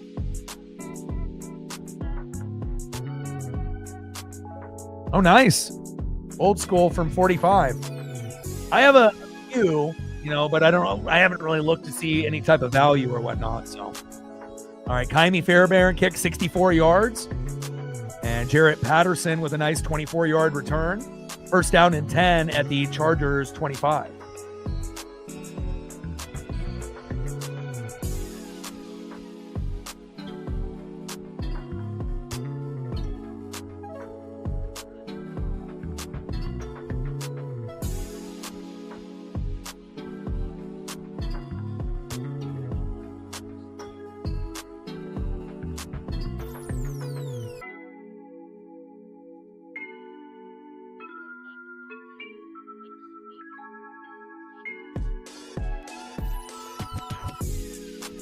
Yeah, 1 grab for Keenan Allen on 3 targets. And how are you not going to get the ball to one of your best players in Ladd McConkey all game? And obviously the pressure has been a big deal. And speaking of Ladd McConkey, there it is. Herbert finally going to Ladd. 31-yard pass completed. 1st down, Chargers. And if you would have went to him earlier in the game, maybe the game ends up being 2017 at this point. And remember, the missed field goal, by Dicker the kicker, kind of felt like that was going to be the difference. And it looks like that is going to be the difference here today.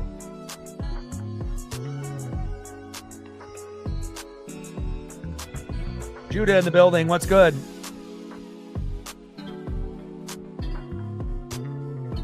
Shotgun set. Herbert scrambles to that left side for a 2-yard gain. Chased down by Danielle Hunter. 2nd down and 8 at the Houston 42. Happy holidays. Looking forward to Bears-Niners on Sunday night tomorrow. I'll be up early watching the Bucs take on the Dolphins. Can't lose that game. And I'm really looking forward to the last week of the season. Hopefully Panthers and Bucks. Whoever wins goes to the playoffs, and we'll see if that gets shifted into prime time or not. But we will see. And then we got the Rams and Falcons on Monday night, and we'll see what version of Atlanta shows up to see if that ends up being a little bit closer of a game than anticipated. Shotgun set, Herbert going to Omari and Hampton. 2-yard pass, 3rd down and 6 at the Houston 40.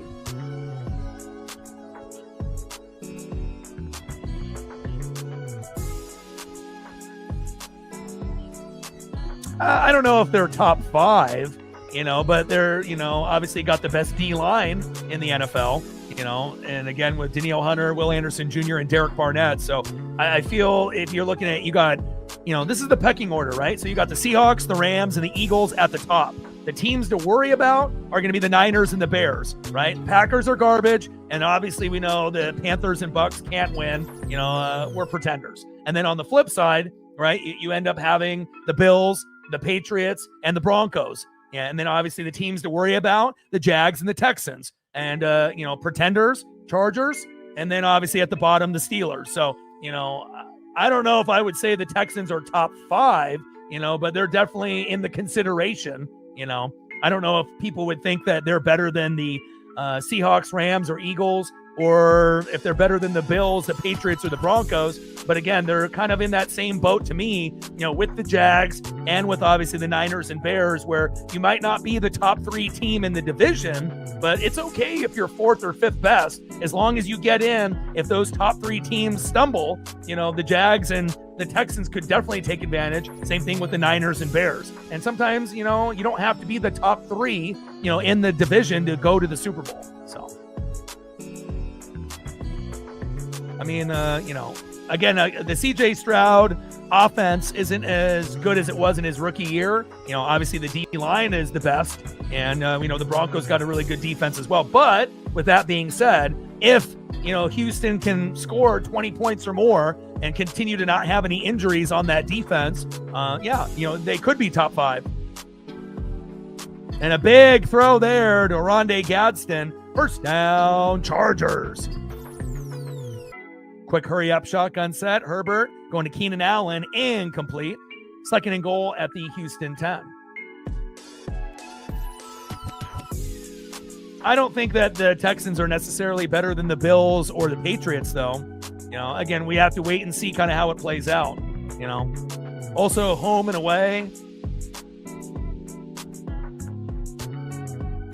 But we will see, The Jags and the Texans are definitely teams that could go a little bit further than expected. Same thing with the Bears and Niners, Everyone's talking about the top 3 teams in both conferences, but that doesn't necessarily mean that those teams are going to be there in the AFC or NFC championship game.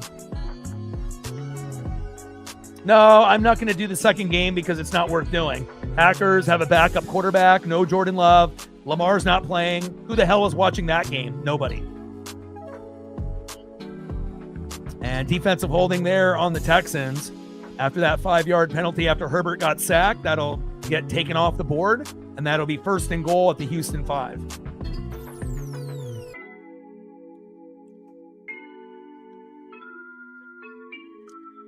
And again, it just depends on what version of the Texans you're going to get. What version of the Jags are you going to get? Are you going to get the version that beat the Broncos, or is it going to be the version that we saw earlier in the year,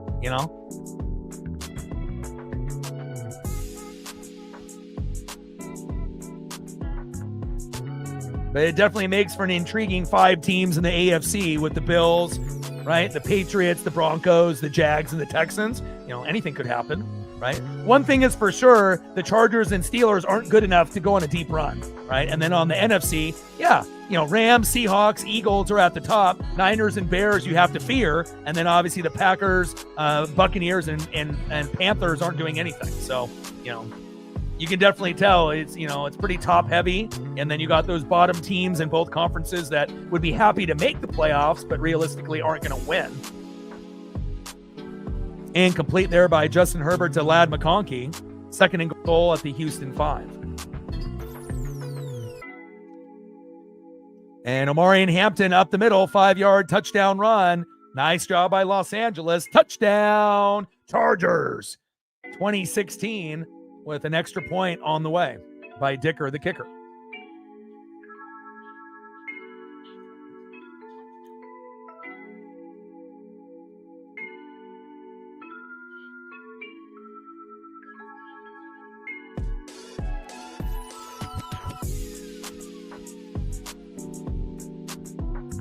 Yeah, well, the Bills can't stop the run, but they have a pretty good secondary. So, I mean, you're going to score some points against the Bills, but, Josh Allen and Cook are, on a whole nother level. So,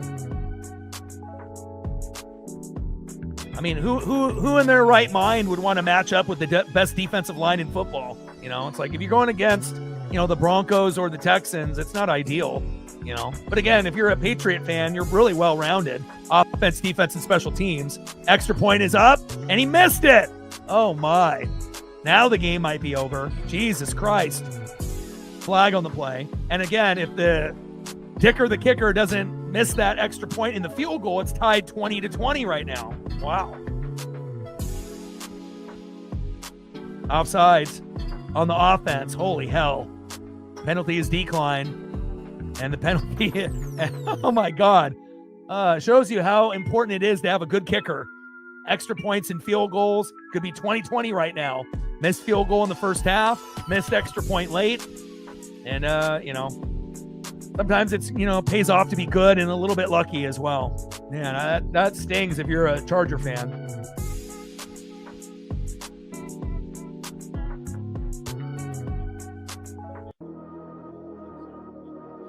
And plus, you also have to think, C.J. Stroud missed a few games early. If he didn't get injured, maybe the Texans have like 12 wins right now, and are battling for first place in the AFC. So, again, they definitely have rebounded at the right time and got hot and healthy at the right time. Same thing with the Jags, but it wasn't like that, a month and a half ago. So sometimes it's good to get hot and healthy in December, as you're getting ready for this playoff push. And both the Jags and Texans have, and same thing with the, Bears and Niners. They're definitely positioning themselves very well, for teams that are going to be favored over them, but again, you just never know how it will play out.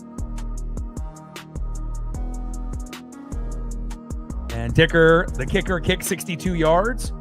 Nice 23-yard game by Noel. And it's going to be first down and 10 at the Houston 26. And you're starting to run out of time now. You need to get a pick six, a fumble for a touchdown, a 3 and out, and then you got to score and just pray that you can win 23-20 without Houston scoring the rest of this game, which will be a tough task.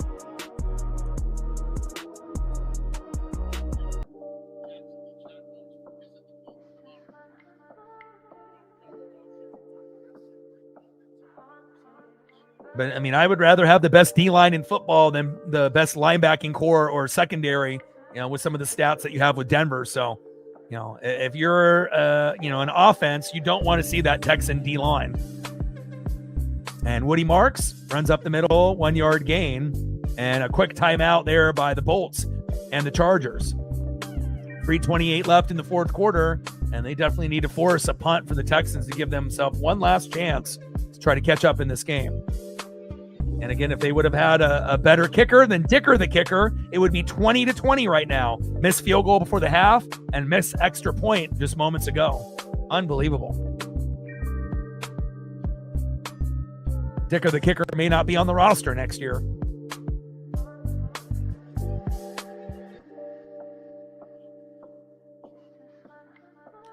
C.J. Stroud. Short middle to Nico Collins. There he is. 19-yard pass. First down, Texans. Move the chains. First down and 10 at the Houston 45. 4 targets only for Nico Collins, their best wide receiver. Got to get him more looks.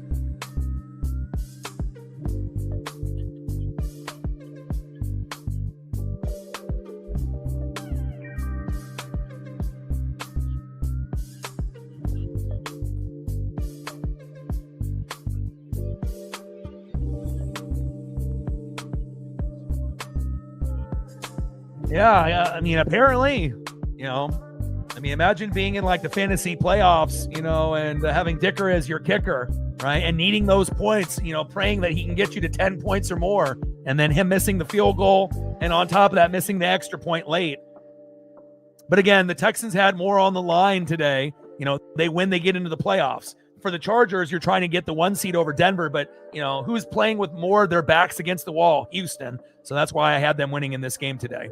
That extra motivation to get in. And it would be a travesty to have a defense as elite as the Texans not be in the playoffs. And again, C.J. Stroud was injured earlier in the year, and now they're starting to hit their stride. And we deserve to see them in the playoffs. Second time out there by the Chargers. And that's going to be 2nd down and 12 at the Houston 43.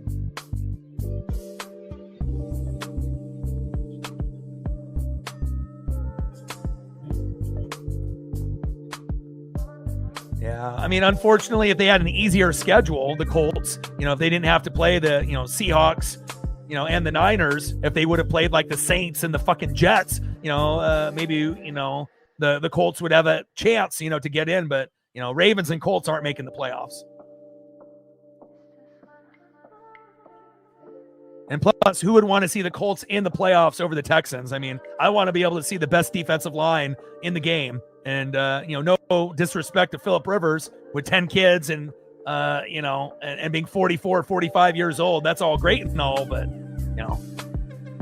Texans are more deserving. Yeah. Yeah, no Lamar and no Jordan Love, so nobody's watching the next game. You're better off watching Stranger Things or Fallout or any of the other shows that are out there. You couldn't even pay me to watch that game. 2:32 left here in the fourth. 20-16 Texans. Chargers need a pick six or a fumble for a touchdown or something of that nature. You would have thought earlier. And then now at this point, you need the Chargers with a little bit of a miracle to be able to do the same type of thing. 3rd down and 9. Need a stop.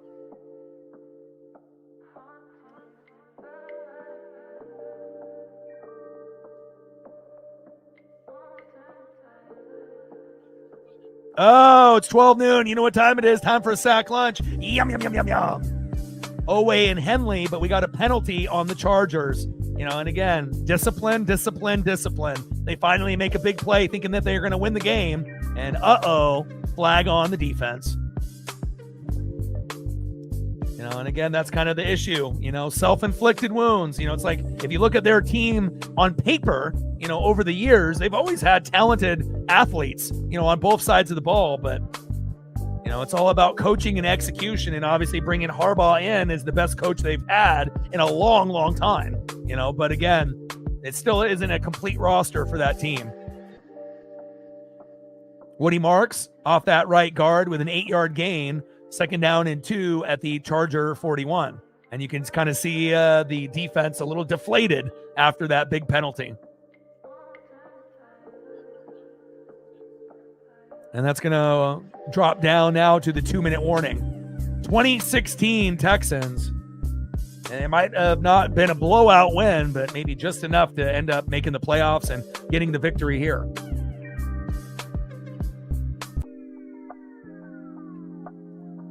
Like, sub, donate, comment, share. If you haven't smashed that like button yet, please do. Help us get to 100 likes, 100 on that dono train.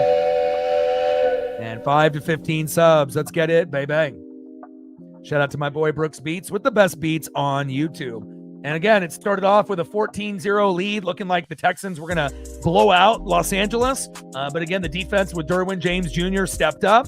But again, a little too late. And on top of that, a missed field goal by Dicker and a missed extra point by Dicker. The score should be 20-20 right now. But, that's how it goes. Sometimes things are just not automatic, for kickers. But it kind of makes you sick to your stomach when you had a chance to actually tie the game up and you missed the field goal before half and the extra point after that last touchdown. We may not be seeing Dicker the kicker on the Chargers that much longer. Penalties hurt, but missing a field goal and an extra point hurts even more. 20-16, Texans with the ball, 2nd down and 2, and it feels like they're going to have just enough to be able to, finish this game off. So.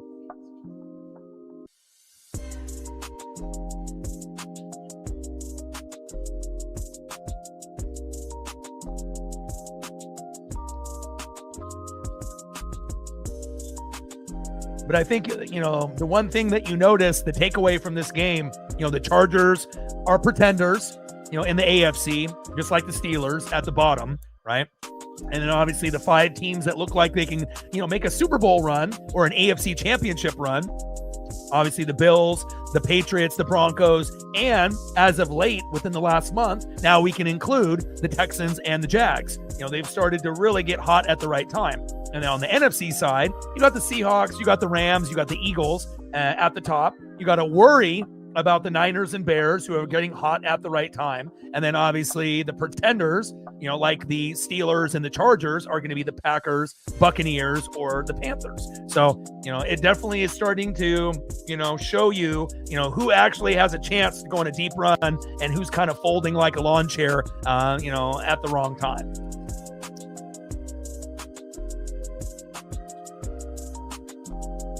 But nice to be able to see the Texans and Jags make that leap. Same thing with the Bears and the Niners, which we didn't really know if that was going to be something that they would be able to sustain, for a season.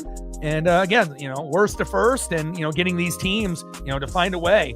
And again, some teams will get exposed here in late December. 2-minute warning, 2016, Houston. And Woody Marks up the middle with a 2-yard gain. Elijah Molden, the corner for the Chargers, with the tackle. And that's going to be first down and 10 at the Charger 39.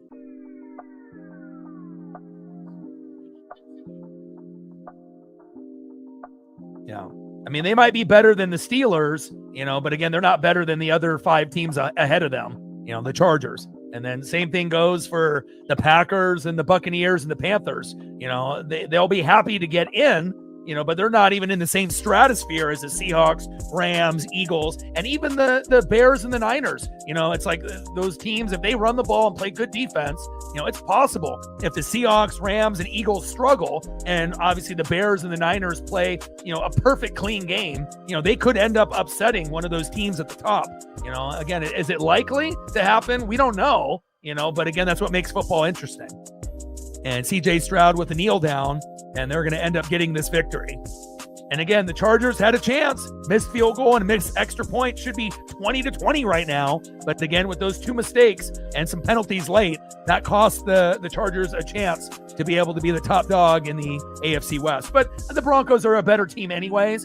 For the Chargers to be in first place, that would be kind of like fraudulent. So, the Broncos are going to be the first place team, which they should be. And, tough one for Herbert, obviously being an Oregon Duck alum, but again, just not enough. And another kneel down by CJ Stroud, and that is it. Final score, Houston Texans 20, Chargers 16, and the Texans punch their ticket to the playoffs. Congratulations.